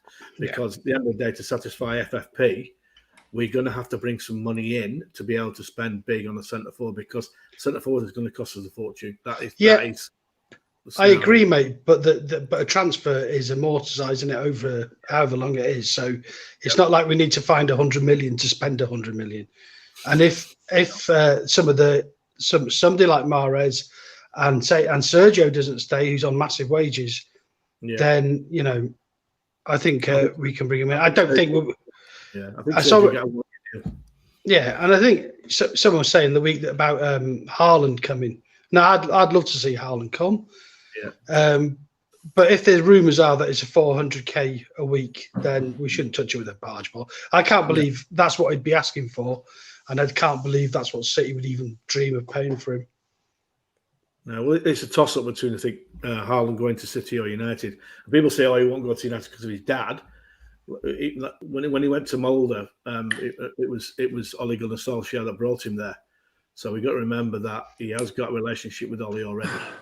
So yeah, but Alan, sorry, I wouldn't be surprised if Ole's not gone at the end of this season. Yeah, we'll see. Let's stick on the original topic rather than moving into sort of strike and things like that. Let's stick with the Torres thing. Torres needs to play more to develop. And I totally agree with you. I don't want to sidetrack it into the Haaland, Sergio, that type of thing. Let's stick with the Torres thing. And does somebody need to be sold, Ross, to further his development as it stands at the moment? Because he is young. Let's not forget that. But as it stands at the moment, we've got Gabby, Sterling, we've got Foden now playing on the left in your formation and things like that. So, what are your thoughts, Ross? It's interesting because I know the Mahrez debate got thrown into there as well, and whether we like him or we don't, Pep likes Mahrez, and he plays a lot of games for City, and his goal ratio for a winger. I was looking at it this morning. It's actually improved so he scores a goal every 3.3 games for City, whereas that Torres hasn't got that in his game yet. Yes, he's young. Yes, he's not played as many games, but I think when he was at Valencia, he played 71 games and scored 6 goals. So I'm not sure Pep, when they do all the analysis, will compare is it Torres or Mahrez. So I'm not sure that's the debate. I think for me, obviously he needs more games, but we said this about Foden as well, and they were showing a few stats about Foden about minutes. And four seasons ago, he only played 48 minutes or something in the Premier League. So he's 20, he's got age on his side. I think as a young lad, when he was bought by City, you've got to assume there was conversations of you're not going to play every week. And also, as a 20-year-old coming into that team with the likes of the players we've got, you can't expect to play either. So I think, as you said, he looks settled, and I think he is. And I think the Mahrez selling someone, it's not really going to be for Torres. It's going to be for who we're bringing in. So maybe he's one of them players again, like we mentioned Zinchenko. Maybe he's going to have to, false 9, right, left. Pep wants him here, stranger things have happened. You're playing here today, and he's going to have to go, all right. And I think the Messi thing, the Mahrez thing is it is the thing. Andy Blue Moon's just put up here. I don't think we need to sell anyone. Basically, we need a good squad completing all competitions. There will be injuries and suspensions.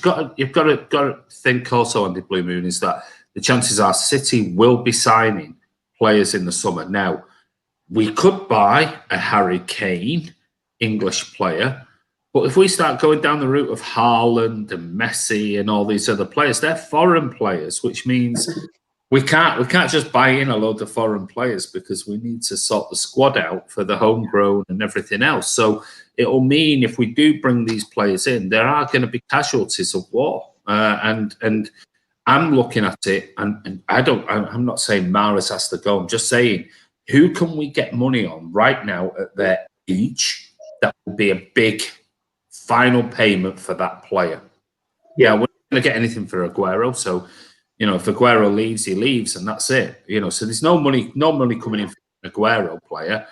Your other players who could leave are Raheem Sterling. and I can't see that happening. I just cannot see that happening. A Bernardo Silva, there is always somebody who will say a possibility, but I personally can't see that happening. So the only player I can see at the moment that might bring in a final payday to City with the terms that are left on his contract is Riyad Mahrez. I think he's got 2 years left on his contract, I think. Yeah. I might be wrong. Andy, and I'm going to mention it in my question later in the show, so I'm not going to mention it right now because it will really put the cat amongst the pigeons. But another player, and this is not part of it, but another player I think might get unhappy and actually push for a move based on what's happening right now. Gabby. Laporte. Laporte. Yeah. Well, yeah. I mean, but then we're losing a defender, aren't we? We're losing a defender, which we might have to bring in. But that visa, the visa. Yeah. But we could have a 6 month of Taylor Howard-Bellis at Blackburn, and it comes back and goes, I'm happy to be and I've done 6 months, and we don't know where Taylor Howard-Bellis is going to be in another 8, 10 months, 12 months. He might just be in exactly the same position as he is now. But no, yeah, I get that. But I'm just thinking more of the forward line with Torres. And the question was about Torres and his development and how does he fit into this team? Because he is only young. We've got to remember he is only young. And a lot of people were moaning about Foden not getting enough chances. And I think he's the same age as Foden. And he's a year older than Tommy Doyle. Yeah. I mean, and this is Tommy Doyle's had how many opportunities? And I know he's a Spanish international. I know he scored a hat-trick and all these things for Spain. And that I think sometimes with these foreign players that we do bring in when they're young, it's almost like, oh, well, he's Spanish, and he's played for Spain, so he must be brilliant, and he has to start, and and I think sometimes, yeah, but look, he's only young, he's only a baby. Foden's had to wait his turn for 2 years when people have been going on and on about Foden getting his chance. Well, Foden's similar age to Torres, and he's 101 games now for Man City, but he's had to wait for that chance to get where he is. And Torres is it's his first season, and he's playing. He's got the likes of Mahrez and Sterling and Foden and Sergio Aguero to come back, and Bernardo Silva and everyone else who's playing in these false nine roles and things. So I have no problem with him personally. I have no problem with him biding his time if he wants to. That's the big question. Yeah. I honestly agree with Alan. I do think somebody needs to go.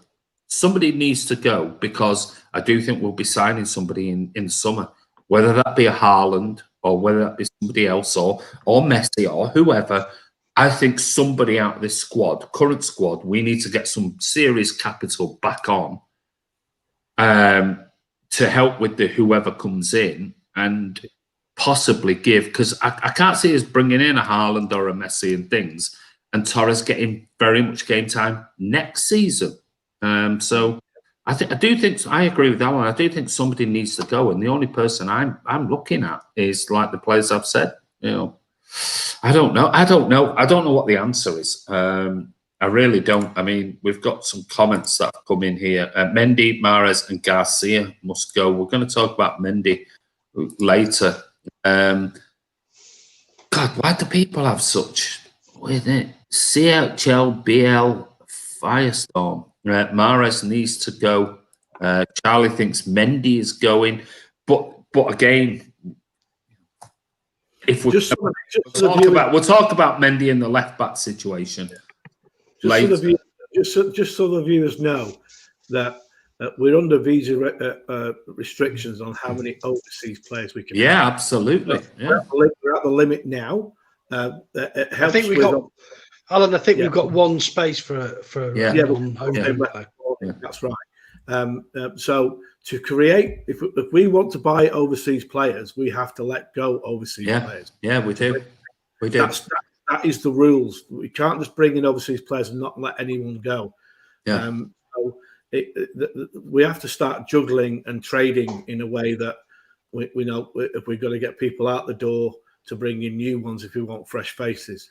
So it's not a case of how much money the Sheikh's got. It's also a case of how much the club is making as well. Every club this season has not made any money at all apart from the TV rights. So everyone's running at a loss. So we've got to be very careful. We've got to be very careful.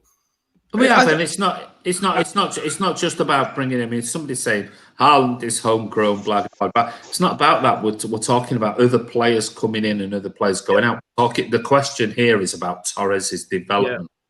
Let's not lose sight of the question and get sidetracked into let's talk about this, that, and the other. We're talking about Ferran Torres. What's in a very, very exciting player.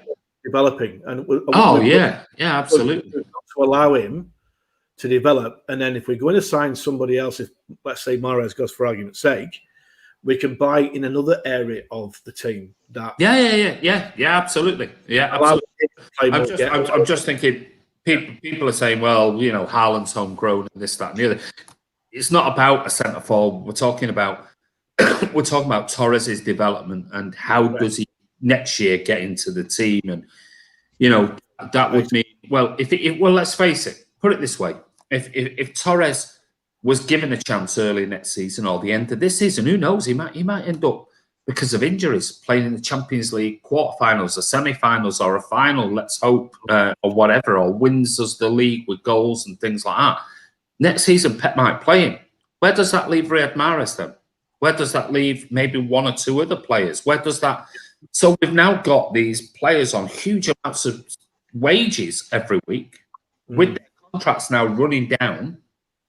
Where's that leave them? We can't. We're going to have to bring in some money from somewhere. After in current climate, we're going to have to bring in some money from somewhere. And I do believe that if we want Torres to progress, I do. I do think Pep really likes him, and he is a versatile player.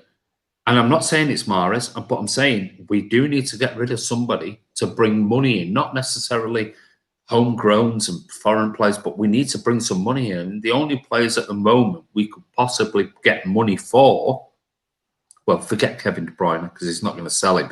And I think forget Raheem Sterling, he's never going to sell Raheem Sterling. So you've got Mahrez, possibly Bernardo, though I can't see that happening either. Bernardo will be staying at City, mate. I'll tell you that now. Yeah, and we're going to talk about Mendy and others, but they're not going to bring in huge amounts of money. The only player at the moment is Riyad Mahrez, could possibly bring us in 20, 30, 35 million quid, because he'll get a nice big, his final contract somewhere else at PSG. So I'm not saying it's Mahrez. I'm saying it's a debate about Torres more than it is about somebody else. I don't know, Ross. Yeah, I mean, I think sometimes we need to take a step back, because I think he's actually got 23 appearances for City this year. Yeah, he's played in the Champions. I think he's played all the Champions League. As we said, I think to the age thing, I think he's 3 months older than Phil Foden. Yeah. So he's played 23 appearances. He's made 23 appearances, and I was just having a look how that compares to Foden. Foden's on 29. So he's not miles away. He's playing games. No. I think the big thing as well, we just need to all remember on this: who we're going to sell, who do we make space to help other players. Some players might want to go. So when we mention players, Sane is a great example of that. Yeah. There's not anyone really in the City squad personally I would sell. Who needs to go? I'd actually keep them all together. But players will want to go. So I know I've seen a few in the comments, we'll never sell him, we'll never replace him. But the thing is, guys, players might want to go if they're not playing. The risk for City, I think, if we don't give Torres time, is he plays for Spain and he pretty much is a starter now. And there's going to be the two big Spanish clubs, and I know they've got no money and everything, but they'll, when a Barca or Madrid comes in for you, whoever you are, and especially when you're Spanish, it turns your head. So that's a risk. But really, like I said, when they probably signed him, he's probably bang on what City said to him. He's made 23 appearances.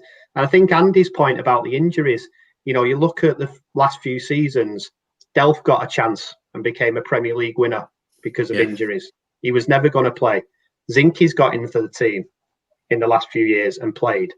At the moment, Pep likes Mahrez and Pep likes his players, but Torres is still getting a shot. We're in all 4 competitions.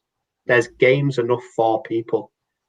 So I actually think Torres is a 20-year-old coming to England with what's going on. He came to one of the top 2 clubs in the country in positions, a club that's winning things, and he's played 23 games. That's my other point. I mean, you made a very good point there about players wanting to leave. I mean, just because we're Man City and we might be winning the title this year, and other players might have other ambitions, and City might not mean as much to them as it does to Phil Foden.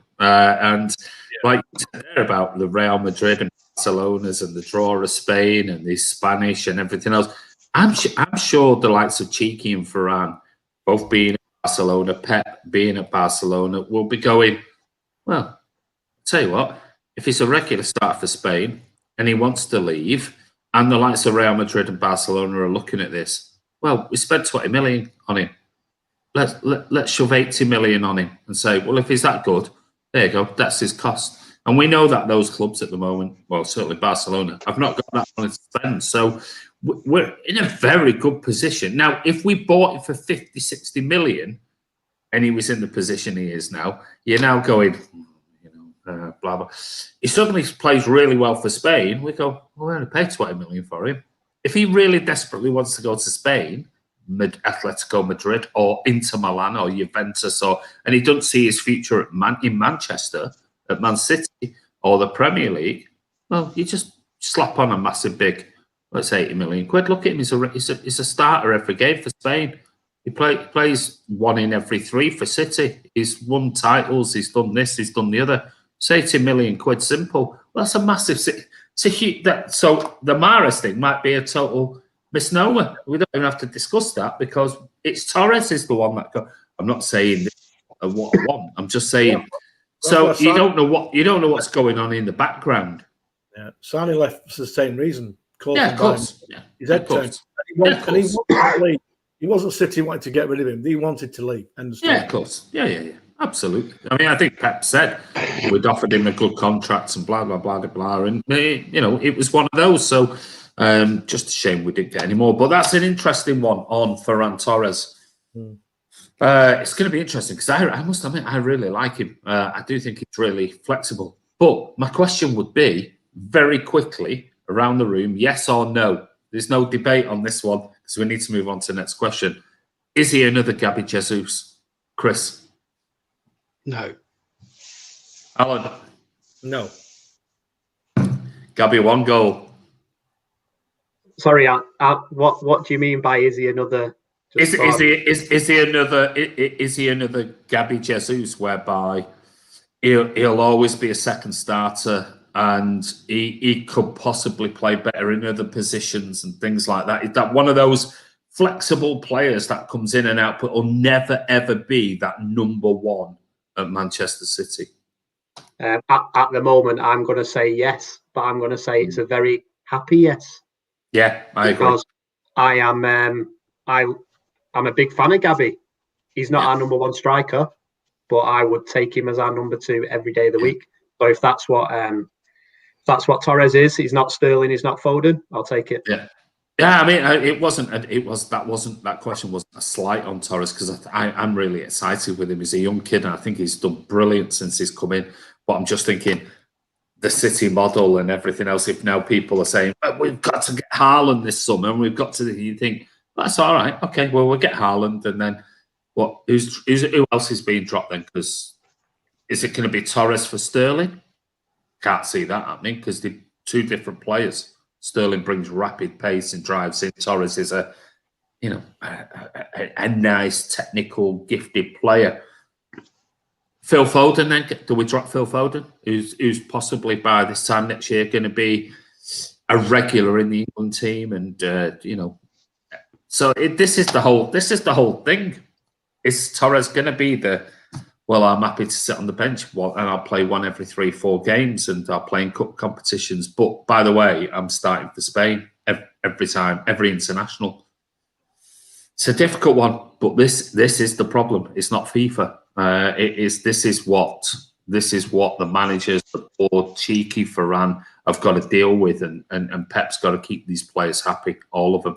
So I think the problem, Andy, is more like is that he stops getting picked for Spain because he's not playing for City. Yeah. And then it's like, it's not doing my international career any favours. Being sat on City's bench, So and this is what happens at every team, doesn't it? When you have a plethora of international players, they have a genuine complaint. If it's England, you're going, well, look at the England squad. Everyone's fighting for this place and this place, but when an international comes to you, going, I was a regular last year. Now all of a sudden, I'm not getting picked because I'm not playing for this club and blah blah blah. So you have those problems that come into it as well. And he is only young and he's got a lot of learning to do. But I do like him. I think he's an exciting player. I really do. And I really do hope we can squeeze him in somewhere. I really do. So. Let me just go back to troll alert. Right, we've got a troll on. He's been chainsawed, mate. Listen, you don't need to tell us. Chainsaw Chris has sorted him out already. I don't even have to go back. Isn't it right? King of Assist says Ferran starts over Sterling for me. Really? See, Sterling's good on the right hand side for me, and that's where he should play. When he plays there, he's brilliant. When he's left hand side, I'm not 100%. Aren't we talking about Sterling? No, we're talking about Torres. But I mean, I don't know. That was just a Ferran starts over Sterling for me. I'm not too sure about. I don't know. Man City football better than Babe Station. There you go. I don't know. I've not seen that since it was about 12. Andy Blue Moon, Ross, hope your father's well. He's had a really good call with him today, actually, guys. The best one for 9 weeks. So thanks for asking. Hopefully some green shoots there. So he did mention the channel when I spoke to him and said he's looking forward to getting back on and being able to comment. So fingers crossed. Yeah. Alan, on your point of Sterling, not to go into the Sterling, I think it's a question for another night, Chris. But this all Sterling doesn't do well from the left-hand side. He scored 31 goals in 52 games last year. I've said it all along. Keep saying that. Last season, I think 90% of his games were from the left-hand side and scored 31 goals and got 16 assists. So I don't buy into that. I think it's all to do with parents, who he plays with, and those type of things as well. But we are going to talk about Sterling probably. Well, we'll see. Well, let me just have before I move on. Let me just refresh this and just see. Let me just see what the poll was today. No, he wasn't even in the questions, was he? I didn't put him up there. It's my fault. It was Fernandinho and others. So anyway, moving on to the next one. This is Ross's question. It's about Phil Foden. What's his best position and what's going to happen? Yeah. So something I think we spoke about this the very first time I came on the channel was saying Foden's got to play, and I think that's now we're all in agreement. But it's not just Phil, but concentrating on Phil is a lot of players who are doing really well at the moment, and we again spoke about on the channel what's going to happen, who's going to replace KDB, and we all agreed can't replace him. We're going to play differently. So when KDB's fit. My question is, what's Phil Foden's best position, and what's going to happen when KDB returns? So, I mean, for me, his best position is not where he's playing right now. But again, look how well he's playing. Yeah. And this is, I suppose, where I said, Andy, as part of my question, I was going to throw the cat amongst the pigeons, and we're just actually talking about what players may leave. Yeah. There's a contract negotiation going on at the moment. And actually, you're talking about who you'd get money for. And I'm not saying By the way, I'm just going to caveat that I want to sell KDB before everyone. Right. Hold on a minute. Let's review. I mean, that's absolute blasphemy on Man City. No, I'm only kidding. He's trying to make a sense. But we talked about, my point is, we talked about players who are not going to be happy. And in the current economic environment, with the players who City are looking at, your Messi, your Haalands, Phil's best position is probably where KDB plays, hence my question. And if they can't agree that contract, looking at how we've played over the last 6 or 7 games, is it a big worry? So, my view, Phil's best position is actually where KDB plays. Interesting. Well, just before we do, I must be talking garbage because Andy overlooks my comments. How many Electro Disguises comments have I read out tonight? I've read out loads, absolutely loads. Well, I didn't see any of them because I thought they're in disguise. Ah, very good. We like that one. Electro Disguise. I think I've read out about 8 or 9 of your comments tonight. So I'm sorry if I can't bring everybody in because we are discussing certain things. Chainsaw Chris, Andy Accurate. Gabby, 1 goal, Answer Alan Guardiola, good nicknames. There you go. So only messing pal. No, I'm sure you are. If Kurt says, try hard to get all the comments read on the FNS, mate. There are 4 people on. Yeah, I think he was probably joking. There you go. He does say I'm only messing. But interesting point. I mean, I can't see City selling Foden. I'm not having that one. But it is worthy of debate. I can't see City. I can't see City not playing Foden in the next 12 to 18 months. I really can't. Because I'm struggling to see who else is better. Andy, KDB is refusing to sign his contract because he's arguing about money at the moment, which is true. That is true. Yeah, I know, but I mean, we discussed that last week, and we were talking about the thing with Haaland, and if you've got the media coming out with 400k a week, now that could be total bullshit. It could be, and probably is. But if that's the region that they're talking in, then why would KDB sign an extended contract until he knows what Haaland is on? Because KDB is the number 1 player at Manchester City. He's the number 1 midfielder in world football. Why would you? And I don't buy the Messi thing because Messi and KDB are 2 different things. Messi will get, if Messi came and is on 500k a week after tax, he brings in that. 273 million quid he brought into Barcelona in commercial revenue last year. So, he pays for himself. It's a top, and KDB is not going to go, Messi, the greatest player that's ever played football, I need to be on the same. It's not going to happen.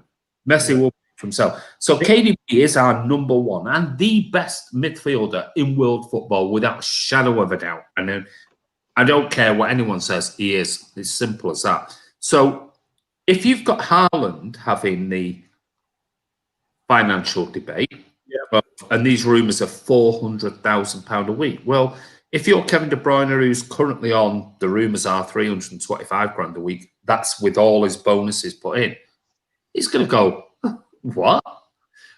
Interesting. Well, I want that and more with my bonuses because I'm the number 1 midfielder in world football. And I know it's probably not an ego thing.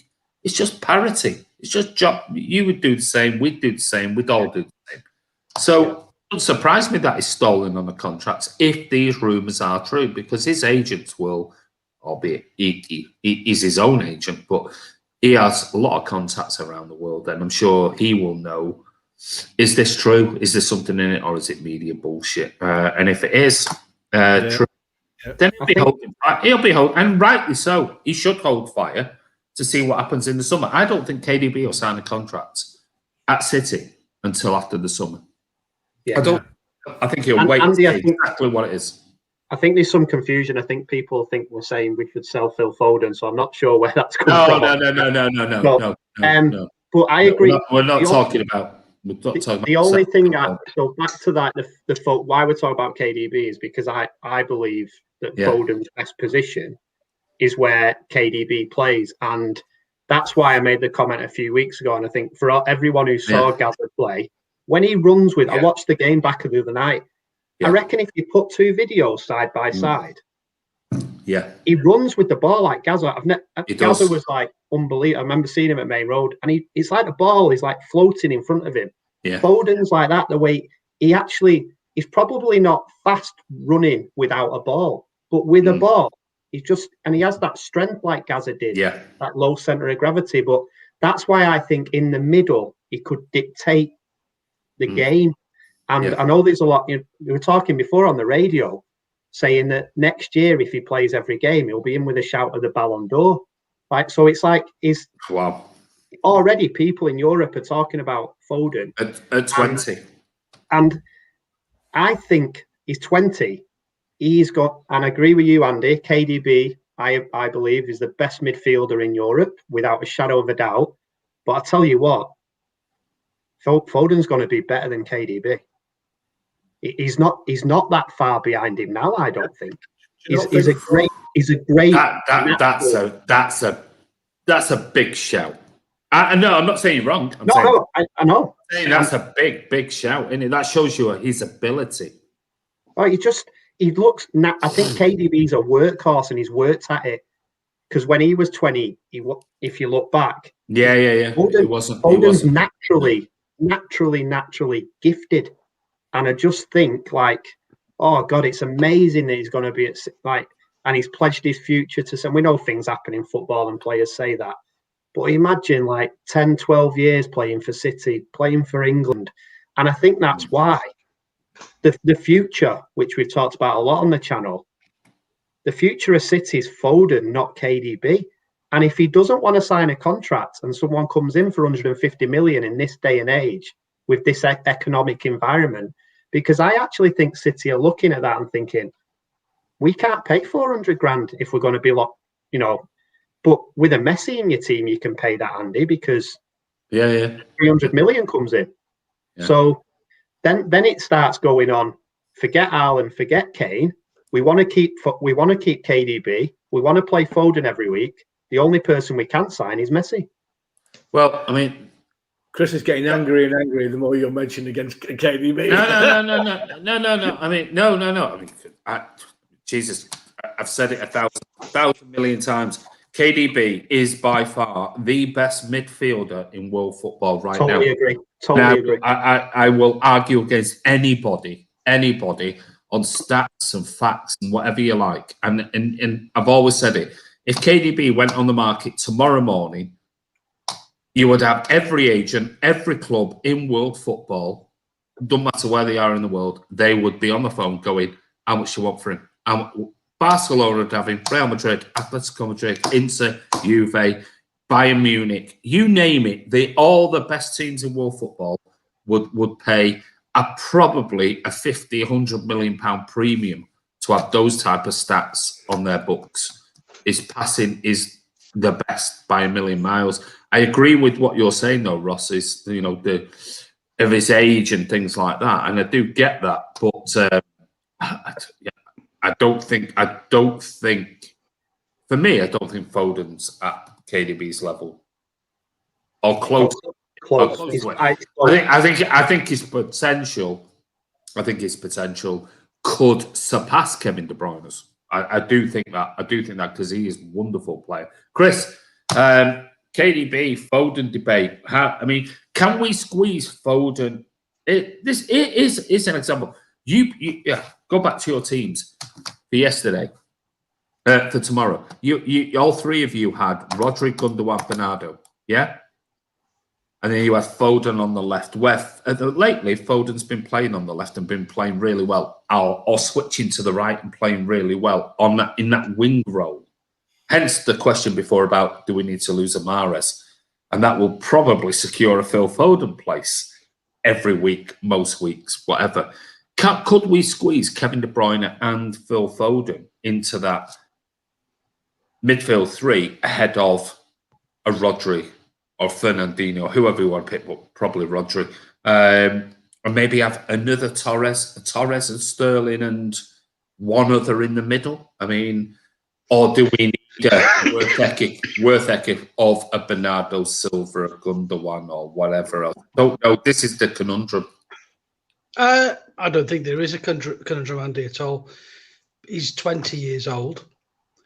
He is playing his best football at the minute out on the wings. I am sure in time he'll come in centrally. Sure he will. Absolutely sure he will. And I think as Kevin gets a little bit older, he'll probably go into the Gundogan role. And therefore, that's where Phil will come into. There's nothing static at Manchester City in terms of team selection. People get moved around, put into different positions all the time.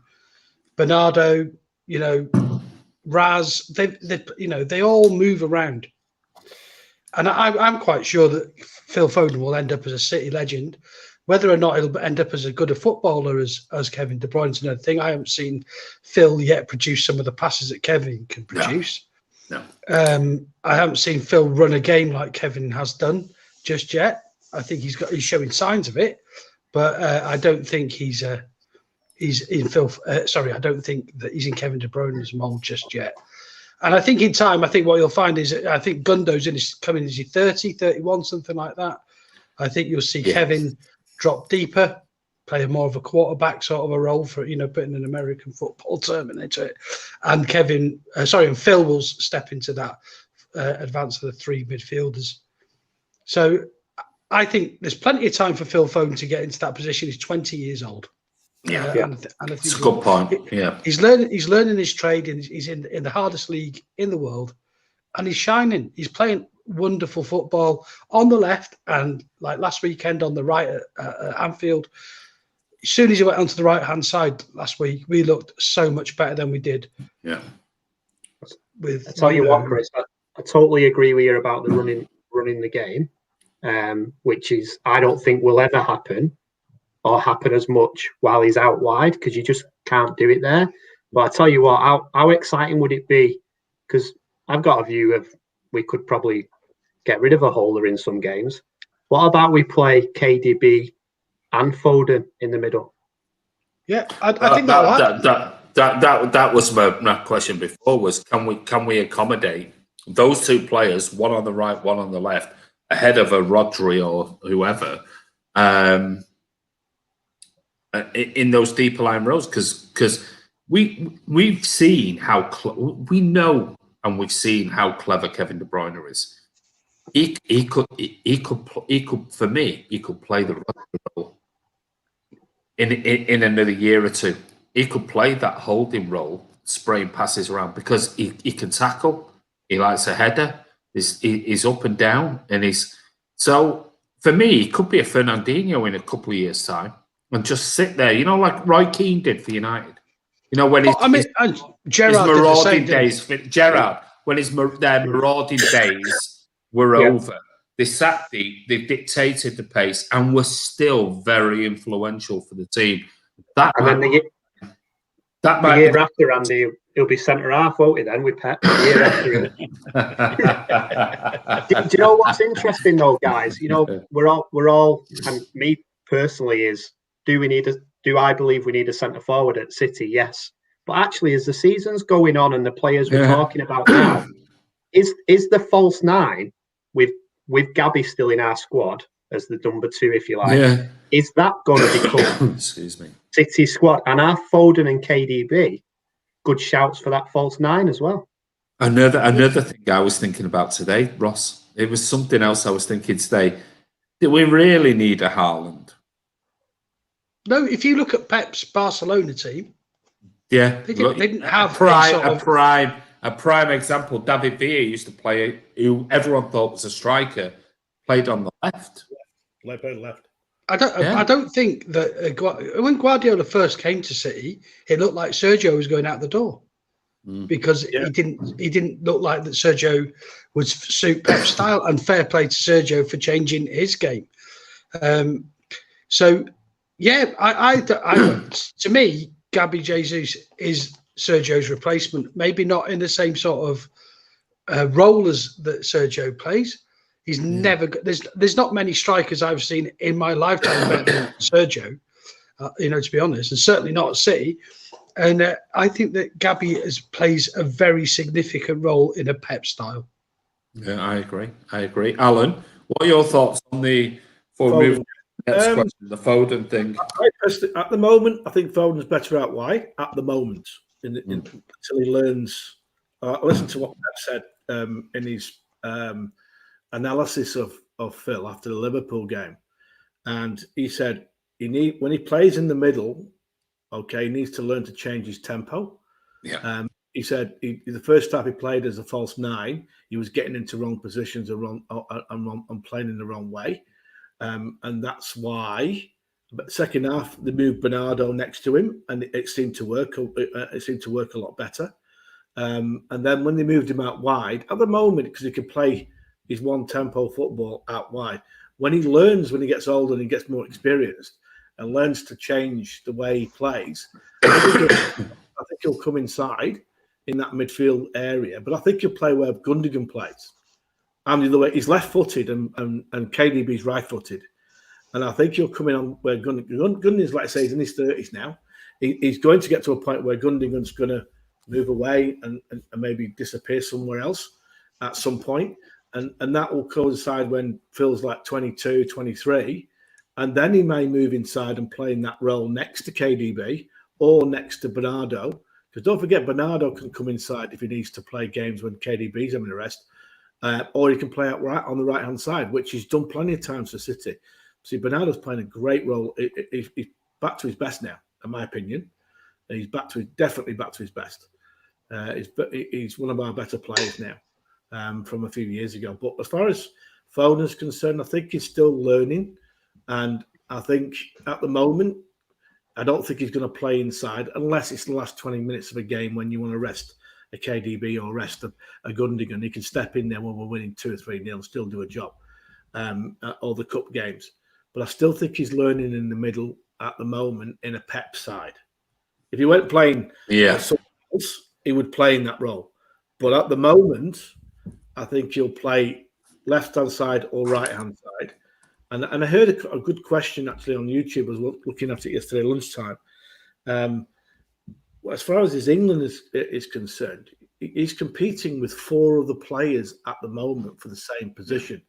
Yeah. 4 players in Maddison, Grealish, Mount, the lad from Chelsea, and him, Mount, Mason Mount, yeah, and him, and it was, I think it was Troy Deeney. They were asking him on Talk Sport, and he was saying that, hang on a minute, who would you take to the Euros this year? Because there's 4 of them to pick from there. And don't forget, you've still got to have Sterling and you've still got to have Sancho on the other side, okay, to pick from. And he said, I'll take all 4, but you can't take all 4 because it's... No. So at the moment, I'll be honest with you, I'd be quite happy if Foden didn't go to the Euros this year and rest him for the... But I don't want any City players playing international football at the moment and to rest. Ain't going to happen. He's going to be the main man. I mean, if you listen to everyone...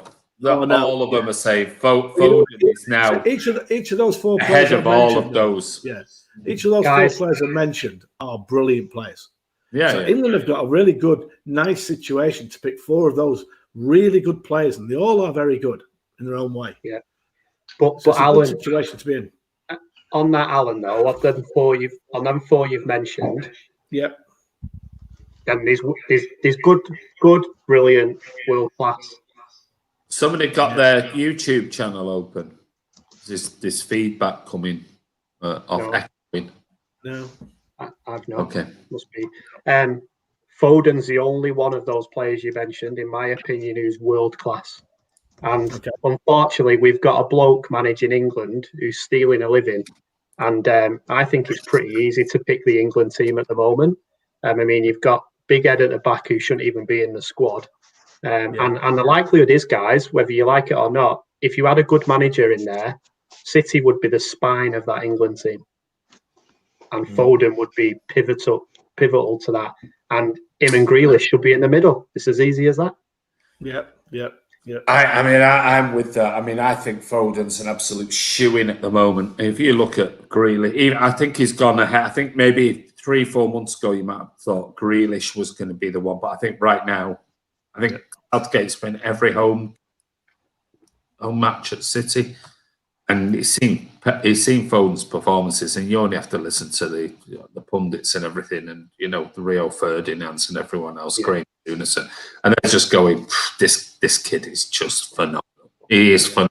And I said it. We were talking with Kurt the other night about Gaza, and I said, "Oh, mate," and he said, "Well, granted, I didn't see Gaza," and I said, "It's the closest thing I've seen." Yes, without doubt. Without doubt. The way he moves, transitions with the ball at his feet, and goes past players so easily with strength and everything. It's the closest thing I've seen to Gaza. I know people, anybody who's good. I mean, the Jack Wilshere was he's a Gaza, or he's this, that, and the other. He is the closest. Jack Wilshere never ran with the ball at pace like Gaza did. He didn't. Foden has got serious pace when he goes with transitions with the ball, and it's a frightening prospect. Whether he will replace Kevin De Bruyne in the future, let's hope so. Whether he will play alongside Kevin De Bruyne in the coming 12 months, let's hope so. But we'll wait and see. But we've got a couple of final questions to finish on tonight. I will come to your comments shortly, but wanted to get through quite a lot of stuff tonight. But let's just see who is on. Phil is the real deal, says Leonard London, without a shadow of a doubt. And Chris Baker, not been sleeping very well lately. Keep having this recurring dream. I'm riding around on a horse. It's been 6 nights on a trot. Foden is going to start. Man United women ugly one look like Luke Chadwick. Well, chill out. 3-5-2 suits England the best with Sterling Kane up front. Leonard must be Martin. I don't know what that's about. Sean, Phil Foden is absolute class, City best player at the moment. Southgate has an agenda. Hate Grealish, dirty. Kurt says Martin better than both Grealish and Mount. Grealish spends most of the game sat on his arse. That he definitely does. He's still a good player. He is a good player. He does throw himself to the ground a lot. Grealish should play on the left for England. Grealish, Kane, Sterling front three. Oh, come on. You take Grealish over Foden? No way. Chris Baker, I'm here all night. There you go. Foden is going to be a world beater, says Alec. We've got Julio Castaneda. How are you, mate? Listening from Japan. You're not normally from Japan, though, are you, mate? But anyway, thank you for tuning in, Julio. Not just Foden with pace, and these feet are really quick. Yeah, they are very quick. Summer is going to be very interesting. I think we'll see everything happening in the summer as to what's going to happen next. Southgate's the best England manager right now. What's he done wrong, and who would replace him? I don't know. Anyone. I am a bit like that with Gareth Southgate. I must admit, I'm a bit sort of. He's all right. He's done okay. I just think I always go back to the thing with the England team. I always go back to. Can you imagine Pep Guardiola having this bunch of England players? Yeah, I know. Yeah. Or even you could say a Jurgen Klopp, or not Jose Mourinho. But somebody, I don't know, somebody. I did. I'd Unbelievable. I'd even take a Graham Potter or someone like that. Somebody that attack in a tent. Brendan Rodgers. Oh, Brendan Rodgers, yeah, Brendan. Somebody with that. I just think, I don't know why people have jumped on him, but if you go back to the World Cup, we lost more games than we won. That's the fact. Yeah, and I don't get it. I must admit, Ross, I don't get it at all. But he's just a puppet for the FA, isn't he? He doesn't. Yeah, he is. Is he yes man? Yeah, he is. Yeah, he is. What guy? Chill Firestorm says Graham Potter. Harry Potter would be better than Southgate. Hey, Big Sam has 100% record with England. Yeah, that's true. Big Sam. In the courtroom. Southgate so boring. Walked past us outside the Etihad, didn't he, Andy? He did. He did. He walked straight past us. Wasn't having any of it. Big Sam, he was having none of it. He wasn't coming over to Man City Fan TV and having a chat with us. That was for certain, and that's not the reason why I'm hating on. And I'm not hating on him, but I'd have Graham Potter for England manager. Klopp is a flop. He's not really. in the Premier League. Pepper said he wants to become international coach. Great if he got the. Hey, listen, wouldn't that be great if after he finishes with us, he takes on the England job? That would just be perfect if he had to go anywhere. I'd rather City than England. Oh, I mean, of course, we all would rather City, mate. It's not an England City debate. But anyway, on to the last couple of questions. Very quickly, this one from Alan. Again, this is about Ben Mendy. Does he need to be sold in the summer? So, Alan, this is your question. Yeah.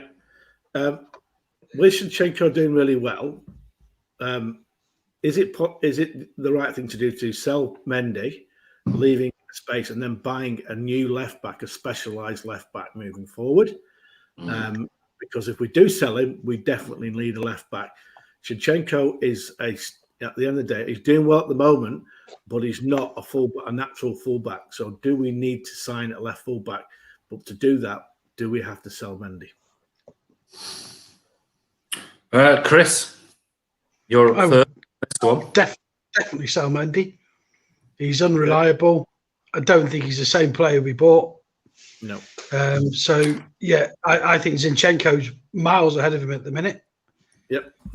A striker is our most important position, or a forward is our most important position to buy from. I look at it as if Zinchenko finishes the season playing this well, and don't forget he's not that old himself, and he's been groomed by Pep to play in this position. Could it be that it becomes his natural position? It's not like Pep hasn't done this before with other players like Mascherano, but as a midfielder, Pep played him as a centre back, and he did very well there. And there's also Cancelo, Ake, and Laporte who all can fill in at left back should we need it. Do they need to buy at left full back? Because if Ake's there, that means they've got two with Zinchenko and Ake. Because Ake are internationally and plays there all the time for Holland. I would like to see us buy a striker and a left back. That's what I'd like to see us buy. But I don't think it's imperative at the minute, because if Zinchenko's going to play this sort of football, I think he's fine. And like you say, Ake, but I must admit, I'm concerned about Ake. All we ever get told is that he's not ready yet. And this seems to be going on for weeks. Yeah. What is up? What's he done? What he did his hamstring for the Netherlands, and then came back. I think the last game he played for us, I think, was Newcastle. Which was at the end of December. Yeah. And not heard anything else about him. Just that he's not fit. Now that worries me a little bit, because at Bournemouth he was never not fit for selection, or very rarely. It seems to be taking a long time for Ake to get back. I don't know. I just trust in the fact that he's not fit, mate. But he's a good player. I like Ake. He's a good player, and I think Laporte can fit in there, and Cancelo can play left back as well. So you would buy a left full back to replace Mendy, yeah? I would lose Mendy, whatever, mate. I'd lose Mendy and Mahrez tomorrow. Okay. Ross? I actually feel a little bit sorry for Mendy. Put aside is all that stuff. I mean, it was such an innocuous one of them. The way he went down, there's no way I thought he'd done his knee that badly, and then he did it again. But I think it's one of them. I mean, like one of them players, like Darren Anderton, and I hope, he was always injured, wasn't he? The Ake thing, Chris, that's easy, just to jump back. He's not been able to have his hair done. So as soon as lockdown's down and he can have, the haircut debate, he'll be back. He's not losing those dreads, mate. He's not losing those dreads. Oh, mate, he'll lose his power. He'll lose his power. Yeah, exactly. So, why would you lose that hair? It's great hair. But he's a lovely man. But anyway, the Mendy. I think the big question is, Alan, who's going to buy him? That is $1 million question, isn't it? At the moment, no one's really going to buy him, are they? And the wages, he's got massive wages. I think it'll be one of them loan deals where City pay half his wages. And if you want to know a bit, his wages, like I said, I said it last time, he signed a 6-year contract, £28.08 million with Man City, which included an annual average salary of 4.68 million. In 2020, Mendy will earn a base salary of 4.6 million while carrying a cap hit of 4.6 million. So he's on a base salary of 90 grand a week. It's not a massive salary. But then you've got all the bonuses and everything else. But if he's not playing, he's not playing. So he's not going to earn all those bonuses. And he is a free agent come 2023.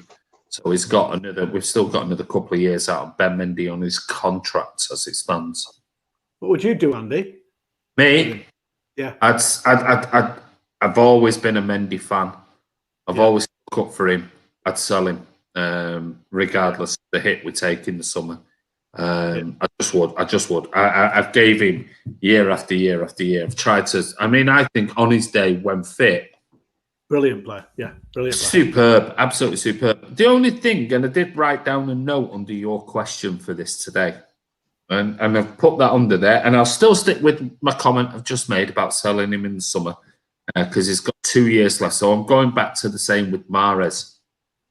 How much could we get in for him? I think somebody would still sign Mendy for 25 million quid. I still think somebody would still sign Mendy for something around that figure, and we take a bit of a hit on it. But under your question today that I wrote down, I did write, don't forget what happened to John Stones and Ilkay Gundogan. Yeah, true. Very true. And John Stones, people were writing off John Stones last year, and, you know, what a waste of money, and he's been this, that, and the other. And Ilkay Gundogan, I gave him a hard time the first year, 18 months, and kept getting nickels, kept getting injuries, wasn't really doing anything. And I kept thinking after his injury record, especially Ilkay Gundogan, thinking the amount of, you know, his back injury and then his knee injuries and things. And I was thinking, he was a wonderful player at Dortmund, but I just can't see how he's going to get back to that type of form. Well, prove me wrong. The way he's played lately, he's been absolutely phenomenal. John Stones wasn't an injury thing. He was picking up niggles, but I think a lot of it was off-field personal stuff. But if John Stones in the current form went on the market, you go, English, if fucking hell, if Harry Maguire is 85 million quid, give me 120 million quid for John Stones, because the fridge is just an absolute walking nightmare. Yeah. You know, John Stones to Harry Maguire. I mean, it's cheese. Mate, Andy wears a cagoule. Andy's got a good haircut. Like, there's another 20 million. One thing to throw in on the Mendy, because I think this has been current through tonight's questions. He's 26. Yeah.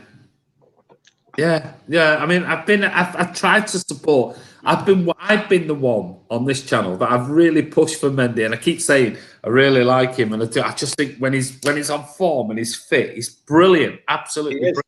I agree with you. I've got to this season. I'm just thinking, yeah. Are we going to do the same thing next season? Go, oh shit! If he was only fit again, and if he was only, I don't know. One thing, and I think we spoke about this on another night, but I've seen a few comments come up about City fans don't like him because of his attitude and all. I'm not one of those City fans. I actually don't know. Apart from that, you know, he had two extra people around. His attitude for me, I mean, he's fought 3 really bad injuries and come back. So his attitude must be pretty good, I'm thinking. So I'm not in that. I'm not in that camp of I don't like Mendy because of his attitude. No. I the way I look at that, and I've seen a lot of comments over the last few months of people talking about it on here and things like that, and people will say, "Oh, yeah, you look at him laughing in the stands, and he's this, that, and the other." I mean, that's just his personality. You can't change your personality. It is what it is. I looked at it when you see him on that All or Nothing documentary, which I watched again about 6 weeks ago. I watched the whole series again, and when he went in for that knee op, he was just so on his iPad, and he was sending City, come on City, and he was. This is a guy who's could have gone in for a career-threatening, end of his career operation.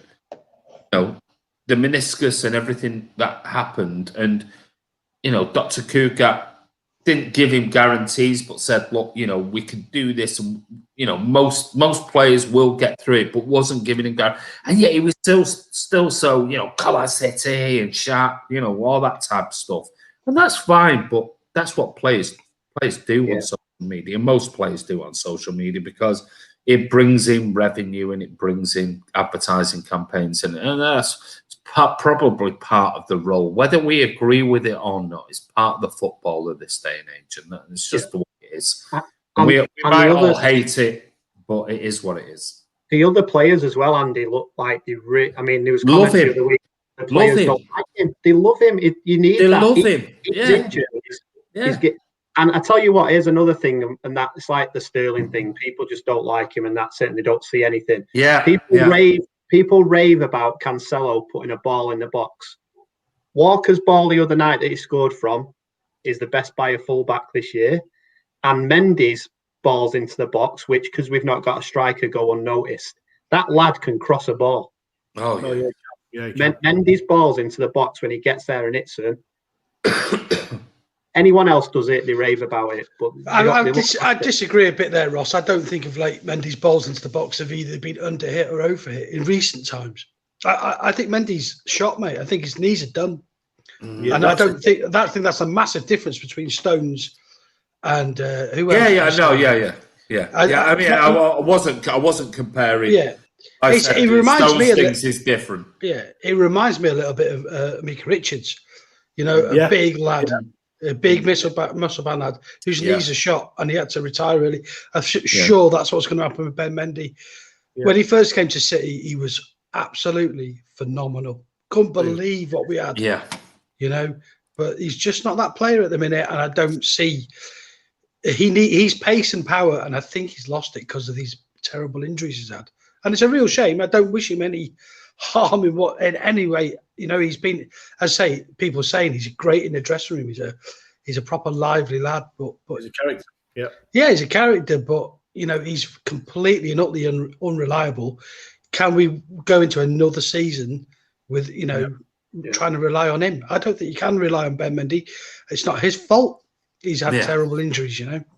I mean, my point earlier, Chris. I've just brought this up now, and I am with you. I said, I think this season might be the season to try and recoup some money on Mendy. And I did bring up those two players, John Stones, and I did say John Stones, I think, he had some injuries, but I think a lot of it was personal. But the Ilkay Gundogan one has surprised me. It really has.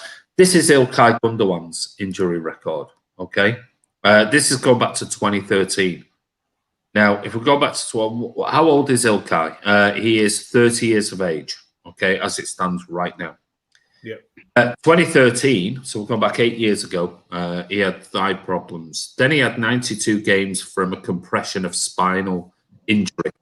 Abductor problems, hamstring problems in 2014 and 15. Then he was ill, then he had a cold, then pelvis injury, then an infection, then influenza, then a bruised foot, then a dislocation of the patella in 2015-16, then a cruciate ligament rupture in 2016-17, 18-19 a hamstring injury, 19-20 influenza, coronavirus, plus other muscle injuries.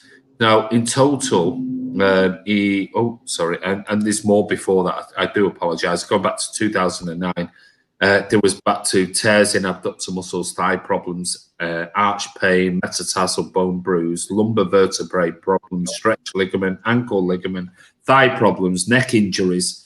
That's an awful lot of games missed. I mean, going back to if I just say 2013-14, when all the big long-term injuries started, he has missed 100, 102, 108, 128, 151, 164 days or 164 games he's missed since 2014. Okay. Injuries, that isn't it? So what? That is huge. Yet, he's now 30, and I'm not saying one or the other, because I've already made my point clear on Ben Mendy. But I'm just saying, suddenly, bang, we might get a year or two out of Ilkay Gundogan at where he was in his top form at Dortmund at 30 years of age. Now, did you say Mendy's 26? So we can't wait 4 years. That's my thing. We can't wait. I mean, it could come next season. It could get clear next season and be at 27 a Jordi Alba or something like that. I doubt it. I'm with you, Chris. I doubt it. I just think his knees are shot, and I just think he might not be the player he was. But then when you look at the Ilkay Gundogan injuries, I don't know, because on his day, there are not many better on his day when he's in form. But I just don't think that's. I'm not sure whether Man City will see that. I can't remember the last time Mendy had a great game. That's that long ago. Yeah. And Chibi's made a great point here, is that Gundogan does not rely on pace, on power. He's much more a clever player. So I agree with that. And this is something that this was just my assumption, and I might be completely wrong here. I don't think Mendy's intelligent enough. That's just my opinion. Yeah, I've got to disagree with some, I think it was only one comment, but Mendy can't defend. So I agree. He's a modern fullback. Walker's our best full, which I always say. But if you start saying that about Mendy, Cancelo's not great at defending. No. But but this is what I'm saying about, in my opinion, right? We seem to. There's a few players in the City squad who fans just seem to. He's not for me, and that's it. And he's written off, and will never go back. So, for me, Mendy, I agree with Chris. It's not down to the lad. It's not down to his attitude. He's picked up some really bad injuries. Yeah. But I don't think anyone's going to sign him. Yeah. I agree with Andy. I think I don't think we'll get as much as 20 or 25. I think if you got 15 million for him, I think that'd be a really fair price for somebody to take a risk on him. Because, like you say, he's 26, so you never know. Yeah. I would take 15 million for Ben Mendy. Yeah, really? Yeah, I would. Yeah. Alan, how much would you take for Ben Mendy? 20-25. Yeah. 20. That's my region. I'm thinking you want a little bit, especially if he's fit. I mean, if he's injured, you're not going to get that, are you? But if he's playing a few games towards the end of the season to the summer, you go, well, look, he could be back to his. He could be, and that's the gamble the buying club take. I agree with Chris's analogy about about Micah Richards. It could be the same now.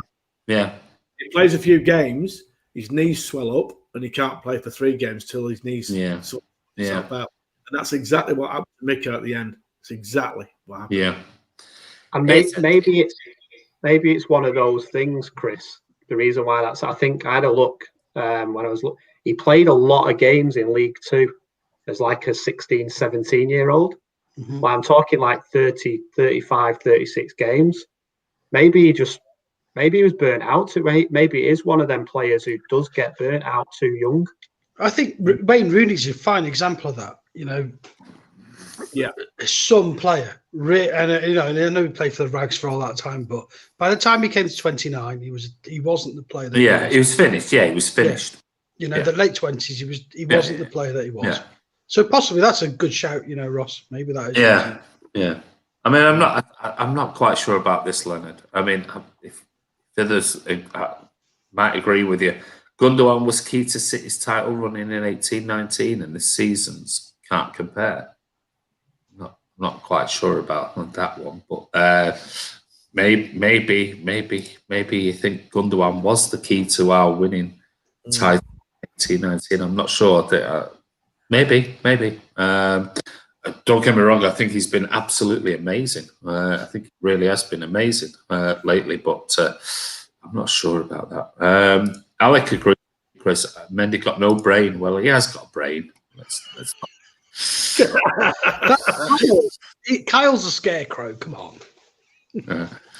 City Chip said, agree, Chris. It's his intelligence and attitude.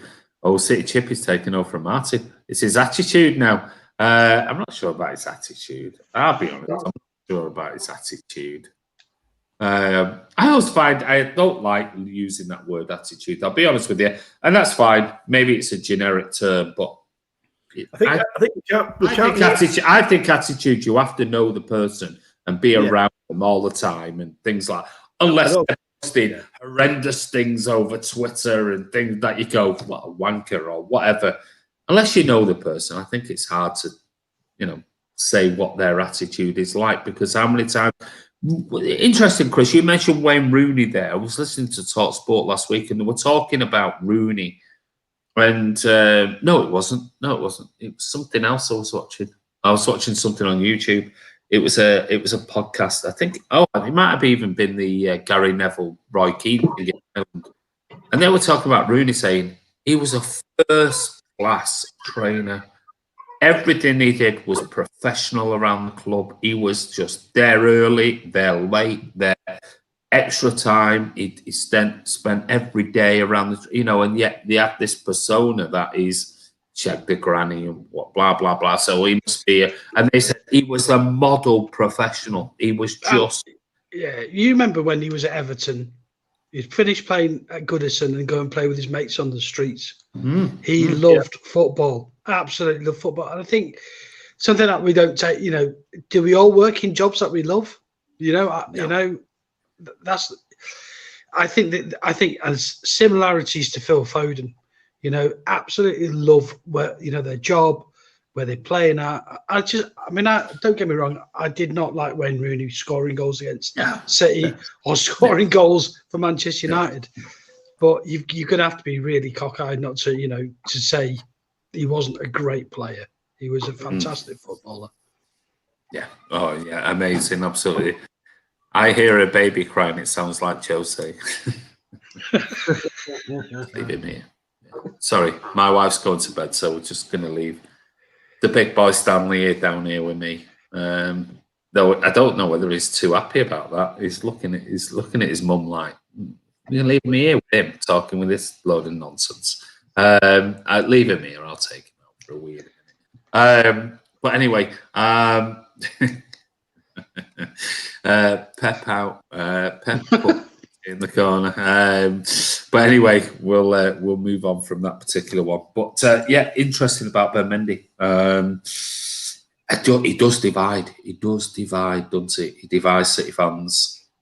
And my personal opinion is I think it's time now. I've given him enough. And maybe we need to get rid of him and get something back on him. And but I'm gutted if he went to a PSG or somewhere like that and then ended up playing the next 4 or 5 years as the best left back in European football. But he's not proved it for Man City consistently. That's been the problem, isn't it? So, right, on to the final question for tonight.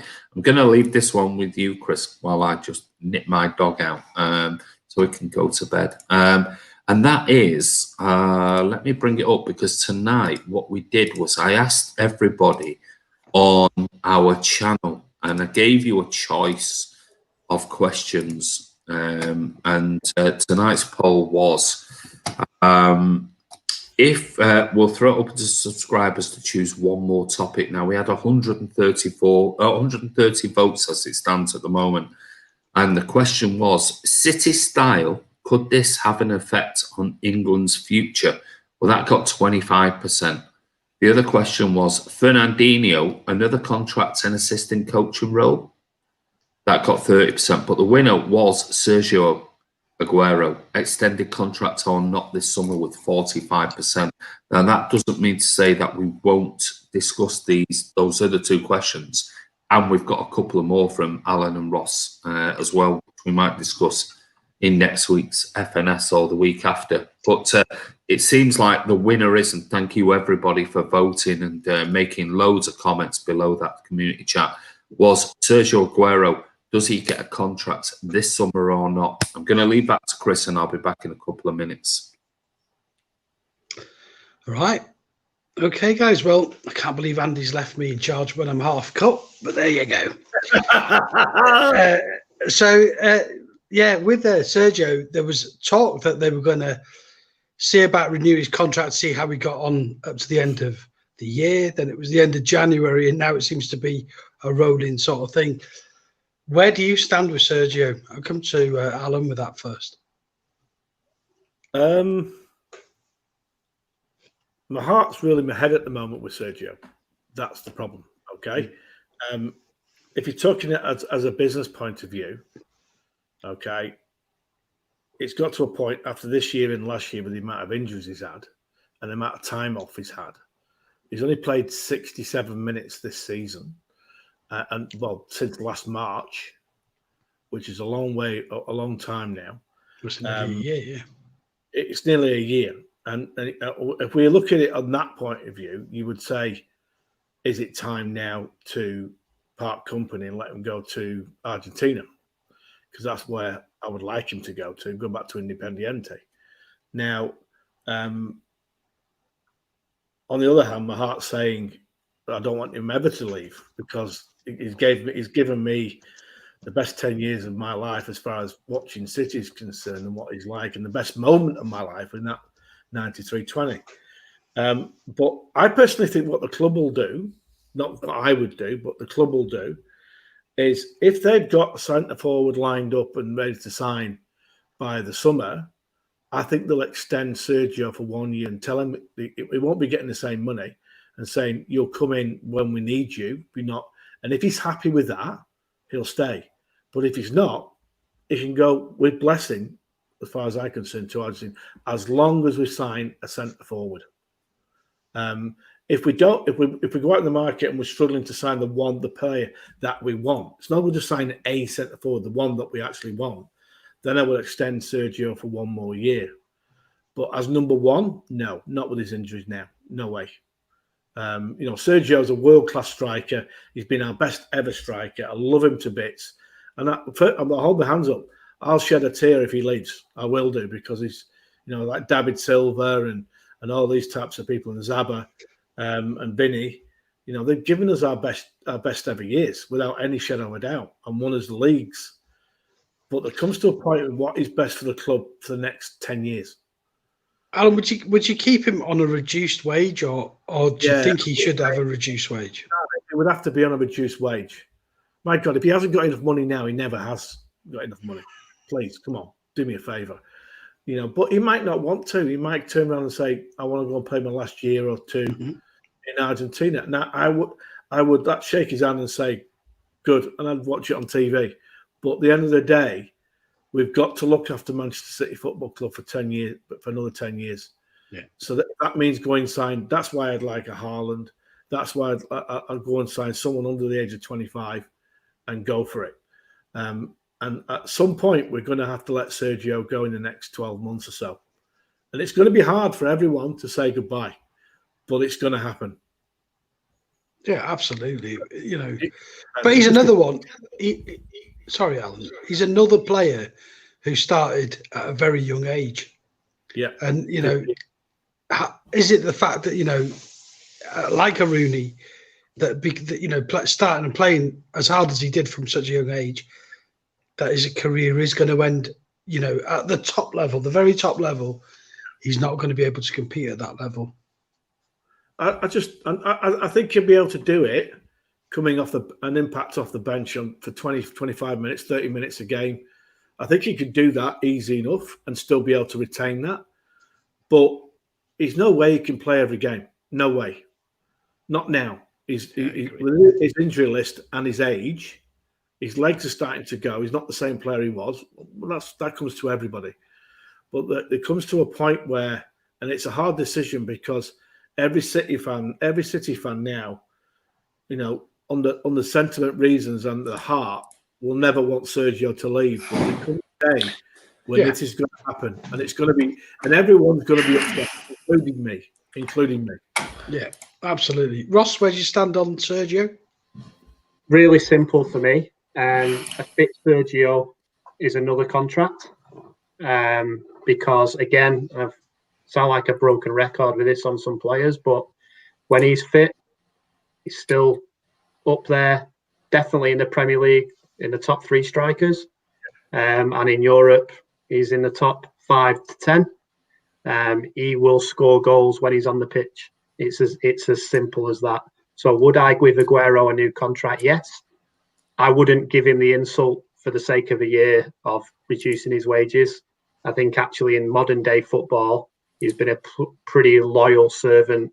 We've had a couple of bad seasons when he's played for us, and he probably could have gone anywhere if he wanted to. And he asked for a move, and he's not. I actually think, and Andy will probably like this one, but I actually think it's very interesting, and I think another player can play a big role in that, because there's a report that's been released this morning, and again, it's media and it's on the World Game, SBS in Australia. There's big news in Barcelona that the new president will try to sign Aguero to keep Messi at Barcelona, because Messi wants him at Barcelona. Now, it might work the other way as well. Aguero might stay at City because City signed Messi. Yeah. Now, I think that would be phenomenal, and I actually think it's a no-brainer. But Aguero, I can tell you now, Alan will be swimming home for that last game if he is leaving, because there's no way I'm missing that, COVID or not. Yeah, I'll write to the government and I'll say, my exceptional circumstances, Aguero's because honestly, guys, what he's brought to City fans, not just obviously the goal, but I remember seeing his debut on that, when he came on off the bench, and I was just like, City have arrived. I never thought I'd see it. We had the Tevezes and players but when Aguero came on, I thought, wow. Again, don't play it. I use one of my copyrights, but he's got the haircuts, he scores the goals. I mean, he could be, Andy, he's got to be thrown into the delicious category as well. So, but would you give Aguero? I just think it's a no-brainer, guys. Even if we got 20 games out of him next season, and Chris, to your point, I think he's still the youngest ever player. I might be wrong, but I think he was 15 when he made his debut in Argentina. So when you talk about him, is he 32 now? Yeah, I think he is 32, mate. I think he's 33 in June. It's summer. Level football since he was 15. But I've heard on the channel a lot of times people say the word legend, which I personally think used far too much in this day and age, but he's in there for me. Definitely, for sure. I'll say, is he a contender for City's best ever player? Yeah.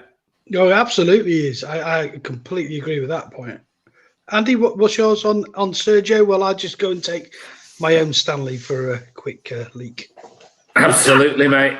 You go and get those refreshments. Yeah, he's got to go and siphon the old piss python. But anyway, yeah, Sergio. I'd give him, if he wants a year. If he wants 2, give him 2. I don't know. This is only personal opinions. It's not. It's not. A bit of feedback there. Sorry.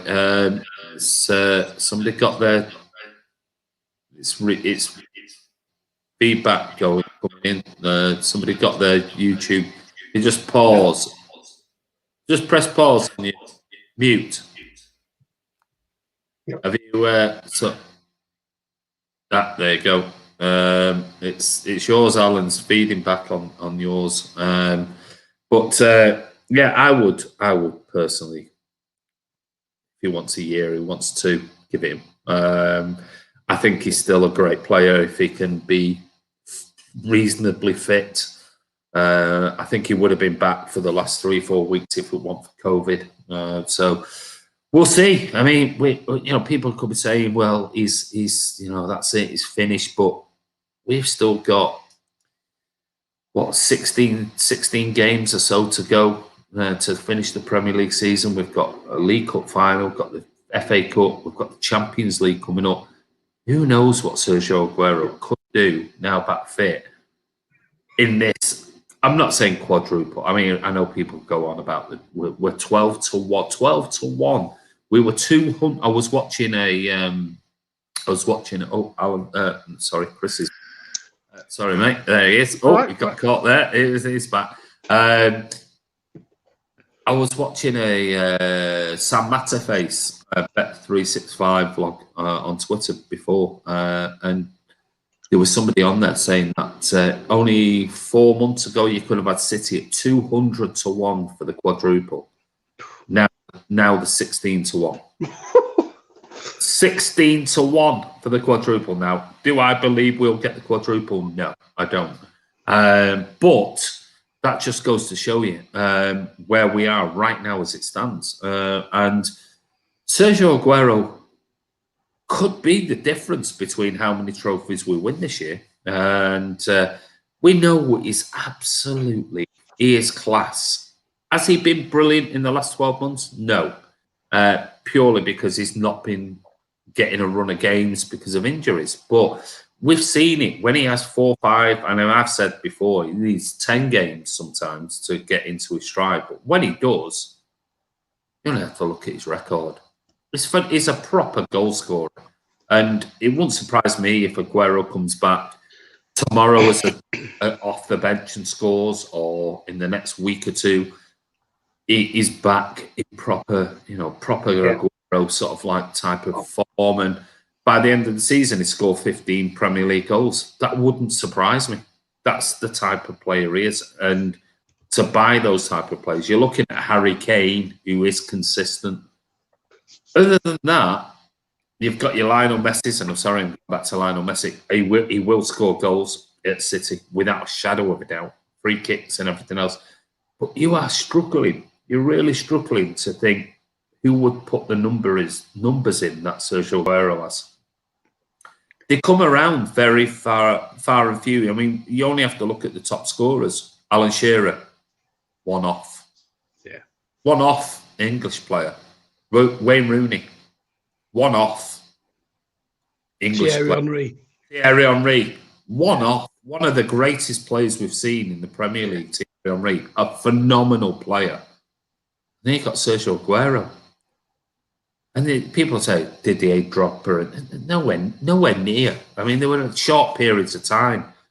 So for me, keep him around the club. And and I'll go back to it, if that means Messi comes for a couple of years at Man City, keep him at City just for that, if nothing else. And he's a legend. He deserves his status. He deserves his, hopefully fans will be in the stadium for his testimonial. Unlike David Silva, maybe we can have a combined Sergio Aguero and David Silva testimonial.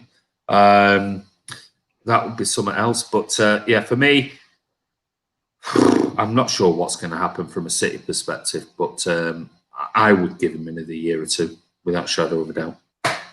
I feel that he fits into definitely, and I was saying it this morning actually, for some reason now in between the games over here, they've started showing clips of Silva all the time. And I know that when Aguero stops playing, it'll be Aguero. But I don't think those two players, because they played for City, I don't think they've received the plaudits in England that they deserve. Like Aguero has been super consistent since the season we started him, and he's had big breaks in most seasons as well, and still been up there. He's, like you said, Andy, natural goal scorers do not come along, but he's more than that. Some of the goals he's scored are just, and his work. I mean, to Chris, I think Chris mentioned it earlier. He changed his game at 30 years old. Yeah. He could have spat his. You talk about attitudes. He could have spat his dummy and gone anywhere in the world. Yeah, easily. He got dropped. Like after all, like Pep was like, I don't care who you are, like change your game, and he did. So that's a brilliant point, because you've got to remember when Pep came in, the whole media campaign was, that's it, Aguero's finished at City because Pep don't like him. He wants the work rate of Jesus. We'll look at the goals. Look at the goals Sergio scored. But even though he's been injured the last sort of 6 months, 8 months, whatever, still is the go-to guy. If we're fit, he is. And what players, Andy, do you look around, right? So we're talking a 33-year-old who's been injured, and if you go on any global football site and talk about speculation, what players at that stage of the career who are injured right now have PSG, Juve, and Barca as the interested clubs, which for me is a no-brainer. You give him a new contract. Yeah, I agree. I agree. I agree. I think it makes sense. And even if it means that City, and this is the thing which upset me about the David Silva thing, because David Silva's my favourite all-time Man City player, but it's just the fact of David probably wanted to leave. He wanted a new challenge, and City could never ever step in his way of what he wanted. And maybe Sergio might go down the David Silva route and go, I just want to go back to Argentina, or I want to do this, or I want to do the other, and hopefully City will facilitate that for him. But I hope that he's there when the fans are back and we can see it, because we missed David Silva. We missed that testimonial. I'm sure there will be a testimonial in the future for David Silva, but I want to see come finish his career, and I'm there.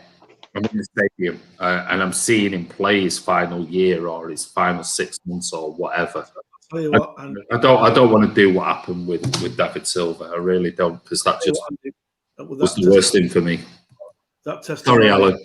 Yeah, that testimonial that David Silva is going to have, combined one with Sergio, it'd be great. Be on that plane to go and watch that game. I don't. Yeah, you could have a Kun 11 against a David 11, couldn't you? Oh, yeah, you could, yeah. For me, the guy's he's an icon of the club, isn't he? Just as much as any ever player who's ever played for the club.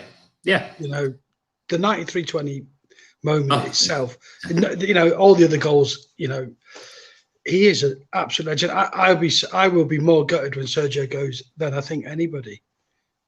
And I wouldn't even say he's my favourite player. I just put him on this pedestal that I don't, I think this is a good comment here. Come back to you in a minute, Chris. Leonard, never on headlines holding City to ransom. No. I mean, he is an iconic striker in world football. And how many times have we seen the Ibrahimovic, and we've seen all the others who are, iconic strikers and things. You never hear City and Aguero arguing about, holding this. You just haven't, and that's happened. How many times has he been in contract talks in the last 5 years? It's been pretty much nearly every year. We want to extend this one. Is there any other problems with it? Is there any other, no, I want this amount? And let's face it, he's not the highest paid player at City at the moment. No. Sorry, Chris. No, I just think he's such an iconic player. I'd keep him. I really do think I'd keep him. I know Martin would give you the whole dad's army sort of thing with him, but on his day, he's still if not the best, one of the best strikers in the league. He's just a phenomenal player. Go on, Ross. Sorry, Chris. I was just totally agree with everything you've just said. Yeah. He's just a wonderful, wonderful footballer. He's done so much for Manchester City. As Leonard said there, he's never once caused us a moment's grief. Like David, just being a total and a professional. And that's one thing I would say about City. We get this chucked at us all the time about the money we spend. But it's the players that we bring in, mainly are really good people as well. The Zabbas of the world and the Fernandinhos, David Silvas. These are legends of the club, and they've all been superstars. Never caused a moment's trouble. We'd all have them back at the club in coaching roles. And if we got to meet them in person, you probably would. You'd be in total awe of them. Oh God, without. Tell you, if I get off this stream and I and Aguero's in bed with my missus, I'll be tucking him in.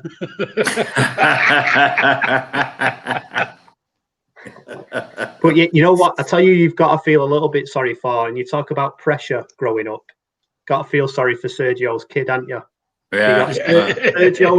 Sergio was your dad, Maradona's your granddad, and Messi's your father. I know. It's frightening, isn't it? Can you imagine? Don't be a footballer. Poor kid. I know. Poor kid. Alec Johnson said, yeah.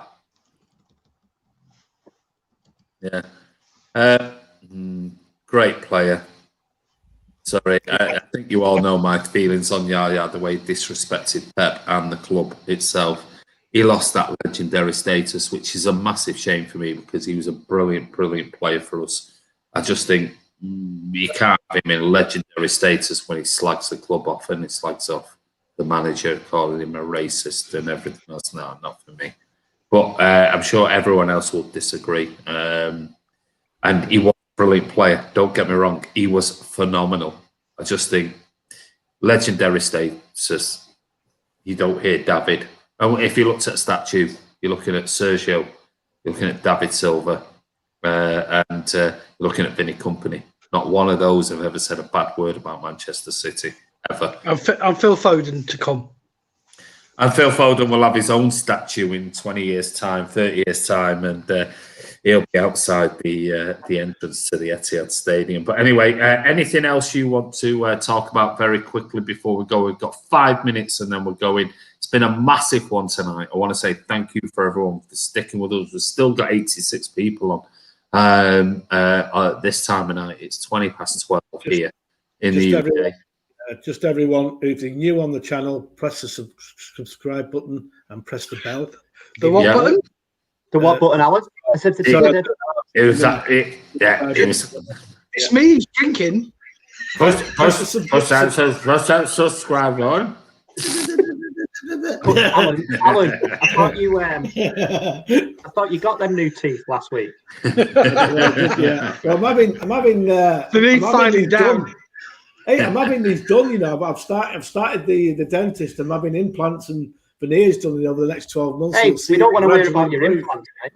Oh, bloody hell. We'll have Bobby Firmino on the blog. Oh, yeah, you will. So Bobby Firmino will have to change his. Absolutely, you will. Well, these big gnashes everywhere. Yep. Alan, listen, you stay safe over there, buddy. Know that you've gone. Thank you very much. And thank you for coming on tonight. You've been a star. No problem. Brilliant. Stay Ross, safe, everyone. Yeah, thank you. Ross, anything else you want to add tonight? Any other questions? No, I mean, thanks for having us, guys. I mean, I know same for everyone, and I think definitely the people watching and commenting, you know, things like this. It's great in it being a blue and just talking about City and forgetting everything that's going on. So bit of perspective. So it's great. And thanks for having me on. I just on the Foden thing, thought it was great to learn that Martin Petrov was his favourite player. So, really? Is that what he said? Not David Silva. That's why he was mascot. With if you look at him when he was mascot in that team at the time. And I think if you look at the video, they keep playing it over here. I think Samaras offers him some of his Lucozade Sport. And he says, no, don't want any of that. Just want to hold Petrov's hand. Yeah, really? Wow. Yeah. Well, he did put that tweet out. Was it Jovetic? That tweet he put out going, that was then and this is now. And the ball boy. Yeah, the ball one as well. It just shows you how far that kid has come on it. It's just phenomenal. There was a comment from Addy as well, which I think needs a shout out. He said, "Hi, my dad's Aguero, my granddad's Maradona, and I'm a plumber."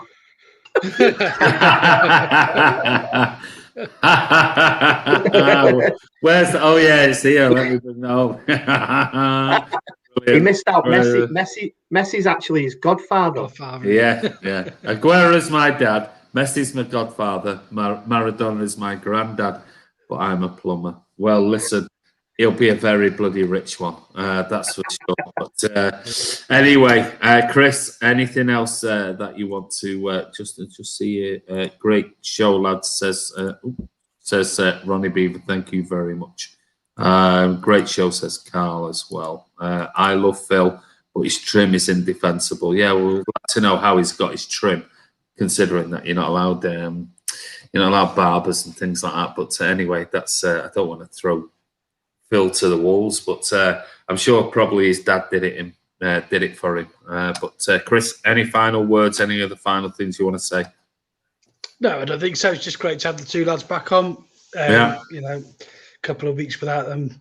I think, as I said to Ross on an email, the Gabby one goal thing is probably one of the funniest things I've ever seen on the channel. I don't know how I stayed on my chair that night. Really funny. And it's hilarious. It's hilarious that since that stream, every game that Gabby started, he scored one goal. I know he scored. Yeah. And I sit there at home going, "Don't score another one. Don't score another one, Gabby. That's just keep that to one. Just keep it to one." Yeah. And I've only had to get rid of 2 trolls tonight. So here's their heads. All right. So chainsawed them off, you know. He is absolutely chainsawed. Chris has been on fire tonight, but only 2 of them. And it's been a brilliant show. Yeah, Alex Johnson says, brilliant show, guys. Thank you very much. They have a club barber, yeah. I'm sure they do, but even I don't think that's classed as essential work, is it? But anyway, we're only joking. They can, if they want to come round and do my hair rather than my lad doing mine. And trust me, my lad's not a barber. But he has a good crack at it with the clippers. But love our Alan says Electrode Disguises. There you go, Alan. You got a big shout out from Electrode. Chris is laughing, and Tyrone, he thinks you're on fire. SOS, thanks guys, great show. Thank you very much. Really do appreciate it. But anyway, this is Andy from Man City Fan TV. That's Alan and Ross over in Australia. It's early morning for them. Both in lockdown. But you're in Melbourne, aren't you, Ross? Yeah, both in lockdown. 5 days. You're both proper lockdown. We're only allowed out the house 2 hours a day. Yeah. Yeah. So thank your lucky stars you're not in Australia. Though maybe he should be thinking that maybe we should be following those guidelines, and that way they get more time on some of the beaches that they get to, because we're still in lockdown here as it stands. But anyway, Chris, thank you very much, mate. I really do appreciate it. Cheers, Andy. Anyone else? Let's just see. Up the Blues, says Andy Milnes. Pep could make my snowman play. He could do. Can we get Ross Paps on for FNS when all is well? Oh, don't know. Maybe we could. I don't know. There's a great Alan's seen it, and probably you've all seen it. But when we won the playoff final in '99, Sky actually interviewed me and my dad outside. I'll have to email you guys. It's pretty iconic. People shout at him at the match. He says, "Well, I'll find it and dig it out." Can you send me the link? Yeah.